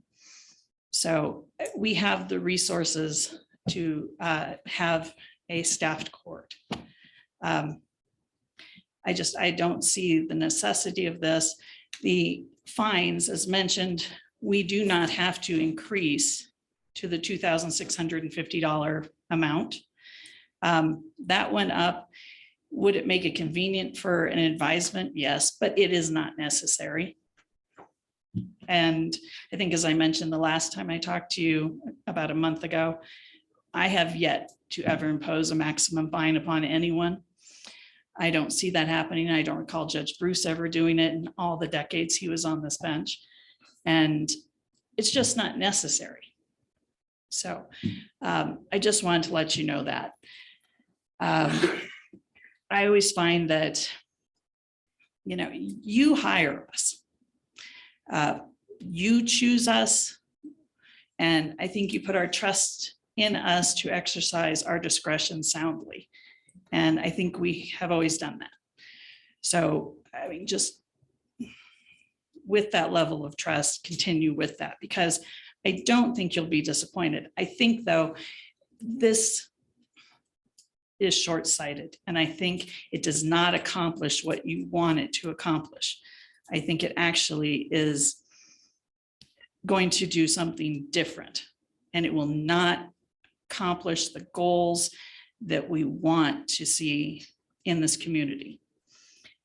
It will not address the things that we want to address from our municipal court. Thank you. Very good. I think that's Thank an you. excellent education for council and public on this topic. I do want to clarify with council that the fee schedule is not what we're hearing tonight. That is not what this ordinance is. But I'm going to go ahead and let Jeff clarify legally what this initial posting is to move on to public hearing. I think that covered it pretty well, Mayor. What the judge was talking about, primarily the bulk of the judge's comments were aimed at the resolution beginning on page 25 of your packet, and the matrix that follows that is not on the agenda for this evening. It will be on the agenda for your next meeting. What is before you this evening is ordinance 1419, which simply changes the jurisdictional amount allowable for the court to impose fines consistent with the permission given by the General Assembly. Frankly, it's a housekeeping measure. As I mentioned earlier, the fact that the fine threshold is provided has in no way obliges the judge to impose a fine at that level at all, ever. So I'd be happy to answer any questions. I think if I recall, when we had our last meeting, the whole idea was, wait a minute, we're escalating all these fine potentials. And then there was a concern about seeing what that would look like in a fee schedule. So it wasn't like out of control. From what I've gleaned from what the judge has presented to us this evening, this is the pivot point of where that whole discussion came from about a fee schedule. And so now the fee schedule is adding to that. And I can see clearly in what she's saying, we'd be messing with the courts to try to do what we were hoping, what we were thinking was a good idea of making sure that we're keeping the fee schedules in check or seeing where they're at. From what I see though, this whole idea, the fact that we have the right to raise the fee, we don't have to. And it sounds like from what the judge is saying, we're not even touching close to the maximums of 1,000. So I see the whole thing. With this one here, we can table this. We can look at this in a year's time, in 5 years' time, at some that we have the potential to do it. We don't have to do it. That's correct. Yeah, you could do that. But if we table it, we have to table it to a date certain. Well, then We just don't approve it. Yeah, Yeah, and it just just dies. We just don't approve And it. what that means is then the authority of the judge is to impose penalties up to the current threshold, which is $1,000, and that's your choice to make. And if at some later time, the judge comes to us and says, you know what, this schedule has escalated, it's really, we do need to, we all know that we can double it 2.5 times this, and it's, yeah. That's your choice. So I have one, so I just have one question, Jeff. I just want just to clarify. So the state General Assembly raised the maximum to the 2650, but we're not required to. Is that That's correct? Okay. And Judge McClintock clearly doesn't need it raised, so. My only comment would be if it's not broke, don't try and fix it. You try and fix it, that's when you end up creating problems. It seems to be working. I highly appreciate the comments of Judge McClintock. But yeah, I think this is a non-issue for us. That's my personal The opinion. fee schedule would still be up at the next meeting, of Right. course. And may I address that, if I might? Sure. Thank you. So I have no interest in seeing the fee schedule. I had no interest in staff wasting the time in preparing the fee schedule. My apologies to staff that they were charged with doing that. I have no interest in seeing the fee schedule. I just think that resolution needs to just go away. Yeah, Yep. both of these. Yeah. I agree. Where'd that come from? It Well, came it was out last of the meeting. prior discussion. discussion. Yeah. Council? Yeah, Yes, it was because some- there was Some on council. Yes. concern that there could be the possibility when you increase the maximum fine to 2650, that then you could be fining people 2650 for, breaking a water restriction. So that was the maybe compromise that was come to. But yeah, I agree with everybody else. I'm not even interested in seeing it. Okay, so for item 8B, we need a motion to. Well, I have a question also. Oh, sure. I'm glad you just chimed in. If we do not move this one forward, and with 1418 not moving forward, that means all the language that's struck out where people could be sentenced to jail time, that will now remain in the code. That's Well, correct. Right, but 1418 is still going to be heard at next council. This vote will only address 1419. 1418 was approved to go to public hearing. No, Oh, according to this, 1418 was not moved to public hearing. 1418 failed. Yeah. It failed. Agreed to 2, an ordinance needs 4. So that Okay. 1418 failed. And City Attorney Williams was directed by council to rewrite this Oh, to this oh. and bring a resolution and do a fee schedule. That's what council directed her to do, which she's has presented Gotcha. to you this evening. That's So, why. Yeah, there is no more 1418. It's a goner. So, Yeah, okay. so right now, we're worried about having, too strong a penalties because 1418 failed and then 1419 not moving forward. There's jail time now is still in the municipal code. And I don't think that's what we had intended, but Yeah, based on the Rusty, vote. I'm sorry to interrupt you. I'm going to let Judge McClintock address that, but ultimately the point is, if you all agree with what the judges had to say, you can kill this tonight and be done. So I just want to make that point. So please, Judge, continue. So in regards to jail time, we've addressed this because, so they put into place a 48-hour addressing whenever someone was taken into custody if there was a bond.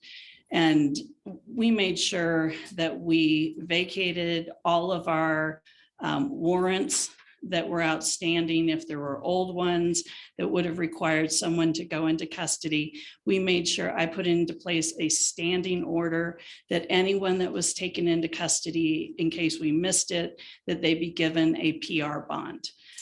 That went out to the El Paso County Jail and to the Teller County Jail, so that anyone that came in on any kind of warrant that might have been missed from years past or anything like that. So no one who gets taken into custody on any kind of warrant from our court, they are never held in custody. They are automatically PR bonded out. For cases where jail is a possible penalty and they would qualify for counsel, most of the time, our city attorney, the prosecutor, waives jail as a request. And the reality of that situation is because of the fact that it costs the city $50 a day to house somebody at the jail. And actually, it's probably gone up since the last time the sheriff quoted that to us. And we don't have a memorandum of understanding in place with the Teller County Sheriff to actually take any of our municipal court people if we were to ever sentence anybody to the jail. And so, not that we've ever had, as I said before, anyone who's actually really warranted a jail sentence, but even the one person we did that I thought even came close, we thought that home detention was a better option for her. And I would imagine that would still always be a better option, because any serious case like that needs to go to county court. It shouldn't be in our court. So What if they're in a jurisdiction other than El Paso or Teller County? Does that warrant show up if they search for wants and warrants? it would, but they would typically then call our court. Okay. And they would talk to our court clerk, and she would inform them that we have a standing PR bond order in place, and they would automatically issue that person a PR bond. And it's midnight. I'm sorry? And it's midnight. Then they would, because they know for most municipal courts that it's Okay. that way. Just It's so really we're only not the very missing largest courts like Colorado Springs or Aurora that handle more serious cases that don't have that in place. Okay, that just worst case scenarios. Right. Thank you for Yes. for clarifying that for me. So we try to avoid that problem, and our city prosecutor pretty much always waives jail. Good. And so that's how we avoid the council issue and things like that. We still have council as a budgetary item for the court, though, and that's mostly for people who, I think, as I mentioned before, it's mostly have mental health issues that I still think need counsel to assist them to understand what's going on. Council, the judge gave a good explanation just now, the fact that if you don't pass this ordinance, that's fine. The possibility of imprisonment remains in our ordinances, but as the judge explained, as a practical matter, it doesn't happen. Right. One of the other possibilities that doesn't happen is there's a theoretical exposure to providing public defender to indigent defendants. And that's another thing that is avoided by avoiding the imprisonment option. And we do still cooperate with the Office of Alternate Defense Counsel to make sure that anyone that we do appoint is qualified under their guidelines, to make sure that they're qualified as competent counsel in that. But we meet all of the regulations for that. But otherwise, it's really not an issue for us. Thank you. So council, does everyone feel like they understand now and we can make a motion? Oh, I see. Oh, sorry. hands. Okay. You want to go first? Sure. Is that okay? Sure. So I wanted to, Rusty, thank you for bringing that up because if I remember correctly, we had consensus on council to remove the imprisonment from the municipal code altogether as a penalty for any violation. So what I would like to suggest at this point, not knowing what you're going to comment, Catherine, is that we kill the whole thing with the exception of still removing imprisonment as a penalty that we already had consensus on from the last meeting. I just have to address that quickly is I believe that it should always remain in the judge's discretion, not ours. She's the one dealing with the people in the court. She knows their level of competency, dangerousness, and ability to return, not return. We don't ever touch any of that. And we have no idea what's going on. I'm not comfortable taking the judge's discretion away with that. So I would leave it the way it has been and is. And I would agree with that, but back to Judge McClintock's statement as well, that anything that would rise to the level of imprisonment being a penalty is typically not brought before municipal court and would be on the county court level anyways. And in her 5 years, she's never seen that to be even close to needed. But it doesn't mean it wouldn't happen. And then what happens then? And that's one I can totally get on board with. I mean, leaving it in, I was going to suggest that because we did have consensus from council during the last meeting, but that's, for me personally, that's not an issue to just say, kill the whole thing, don't change it. Again, if it's not broke, don't fix it, leave it exactly the way it is. That's what she's saying. She's the May I- expert. May I make a motion? Well, no, I'm Oh, sorry. it's Catherine. Go ahead, so Catherine. Hers, part of what I was gonna say you said, was that I thought that was state mandated that we had to remove the penalties that for the indigent where it was jail time. If that's not the case, then I'm good. It is not. Okay, the other one was in the original 1418, the ordinance itself said to establish a procedure for collection of unpaid municipal court fines because the state removed your That's a ability. different, I need to interrupt. Okay, so do we have a different? That's a different ordinance, which. It says 1418. Well, okay, that's Sorry. 1418. The one that got killed the other night was 1417. Okay, all right. The there- 1418 will come before council at the next council meeting for the collections. Okay, that's where I was getting, the Yes. numbers are thrown out here was 1418, so I'm going back to 1418 and that doesn't match. All right, now Kelly, you can make a motion. I'd like to make a motion that the council kill, for the lack of a better word. Jeff, you got a better word for me? Postpone indefinitely ordinance 1419, series 2022 as presented. Second. Did we want to add the fee schedule to it, cancel that as well? No, it's a different. Different resolution, we already did. You can We'll do it. instruct us however you like. And You wanna to just instruct the abandon council whole fee matrix thing and the rest of. to just, you want a separate motion for It's a that, different Suzanne? Yeah, Okay. I think you can do the motion that it not pass now and then give direction to the staff not to bring the resolution and fee Okay. schedule. We'll do that after we get Yeah. this done. Okay, so I have a motion by Case, a second by Zulawaga, and we'll do a manual vote. Labar, Yes. Nakai, Yes. Neil, Yes. Yes. yes. Yes. And I'm sorry, Councilmember, I was speaking to someone else. I'm sorry. Zulawaga, Yes. Alfieri, Yes. Case, Yes. thank you. Motion carries unanimously. And So I would like to just propose to the council that we direct the staff and the. This is, excuse me, this is 1419. I'm trying. Just died. I know. Yes, Really trying. Hang in there.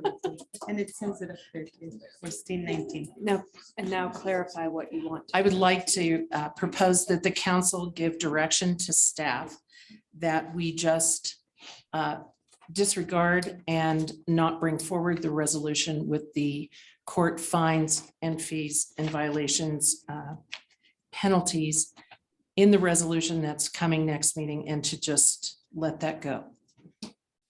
How's that for a professional statement? That's it for C.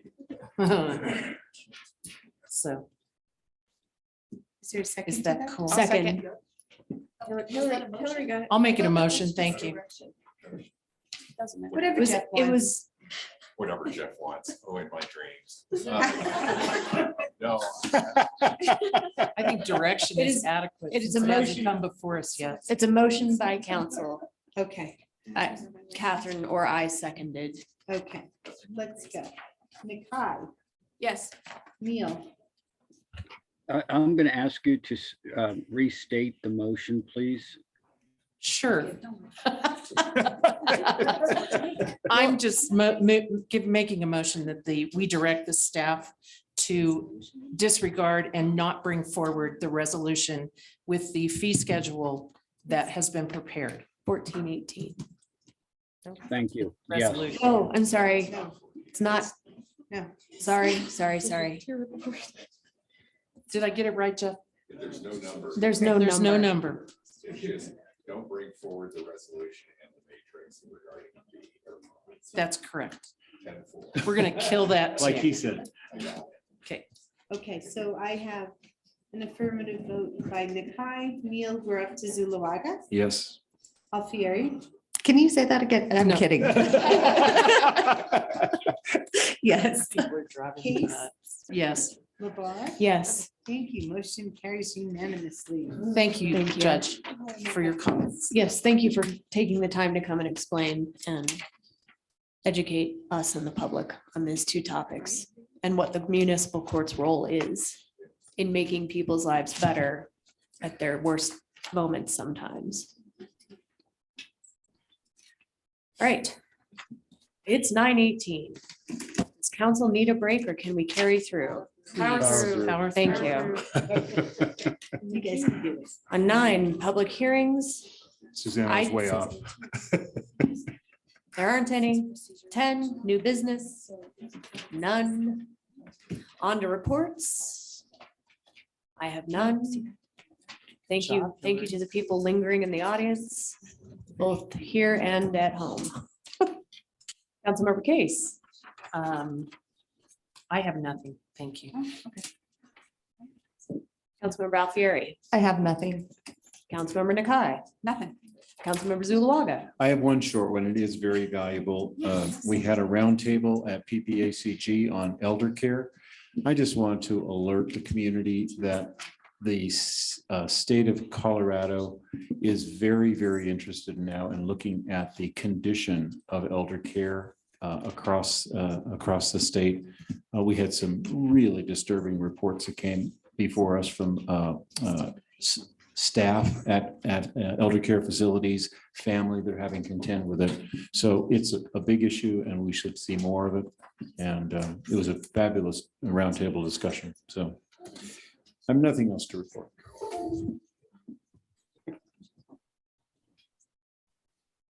Okay. Rusty. Wait, I do have one. I do have the DDA liaison report from the March 1st, 2022, 7:30 DDA meeting. I'm going to just read what I wrote, so it goes quickly. There was an introduction, and I'm not doing this in the actual order that it occurred. It just made sense logically. There was an introduction of the new DDA attorney, Marcus McCaskin, who physically came to the council chamber, and we got to meet him face to face for the first time. There was an amendment to the bylaws of the DDA in which a posting of agendas was added to the 3 physical locations. What was added is the requirement to post agendas to the Woodland Park City website, along with any other agenda that other boards post. So we're using the city website. Mr. Tanner Coy was asked to present some information about the finances and TIF. He came and physically gave a presentation. There was a discussion about contracting Mr. Coy to assist the DDA members on figuring out TIF payments, going through the actual contracts. So the DDA voted they're going to be coming to the city council asking for a supplemental to cover potentially Mr. Coy's proposal on what it might cost to do that. But the second reason why a supplemental became necessary is the city council did approve a funding level for the DDA's attorney, but it was at a very reduced level. Now that they have hired a DDA attorney separately, we will be calculating what an expected annual salary would be for the DDA's attorney, and we will be coming forward with that. I just want to let you know that that is forthcoming.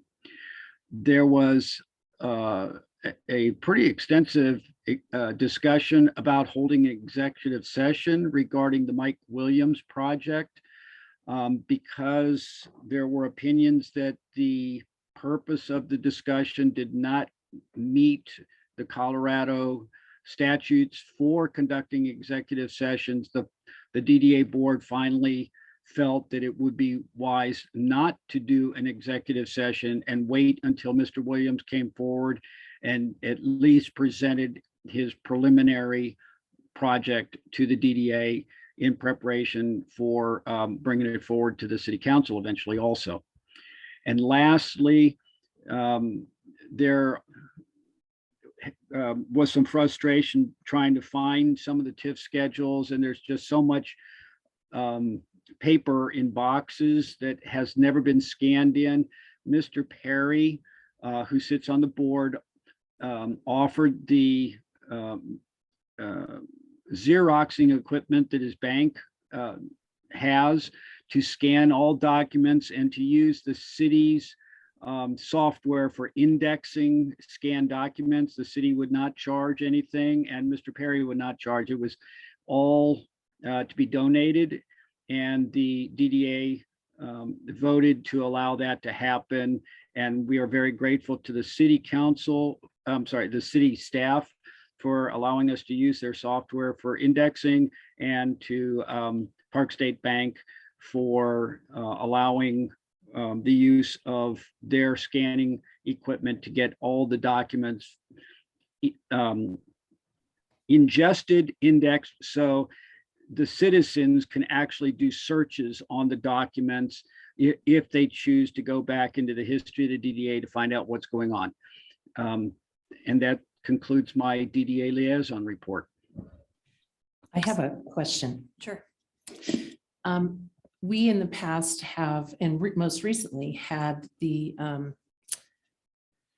Board of Review, Board of Adjustment, one of the two. We've reviewed their recommended bylaw changes. Yes. Is that also true that the council reviews the bylaw changes for the Downtown Development Authority?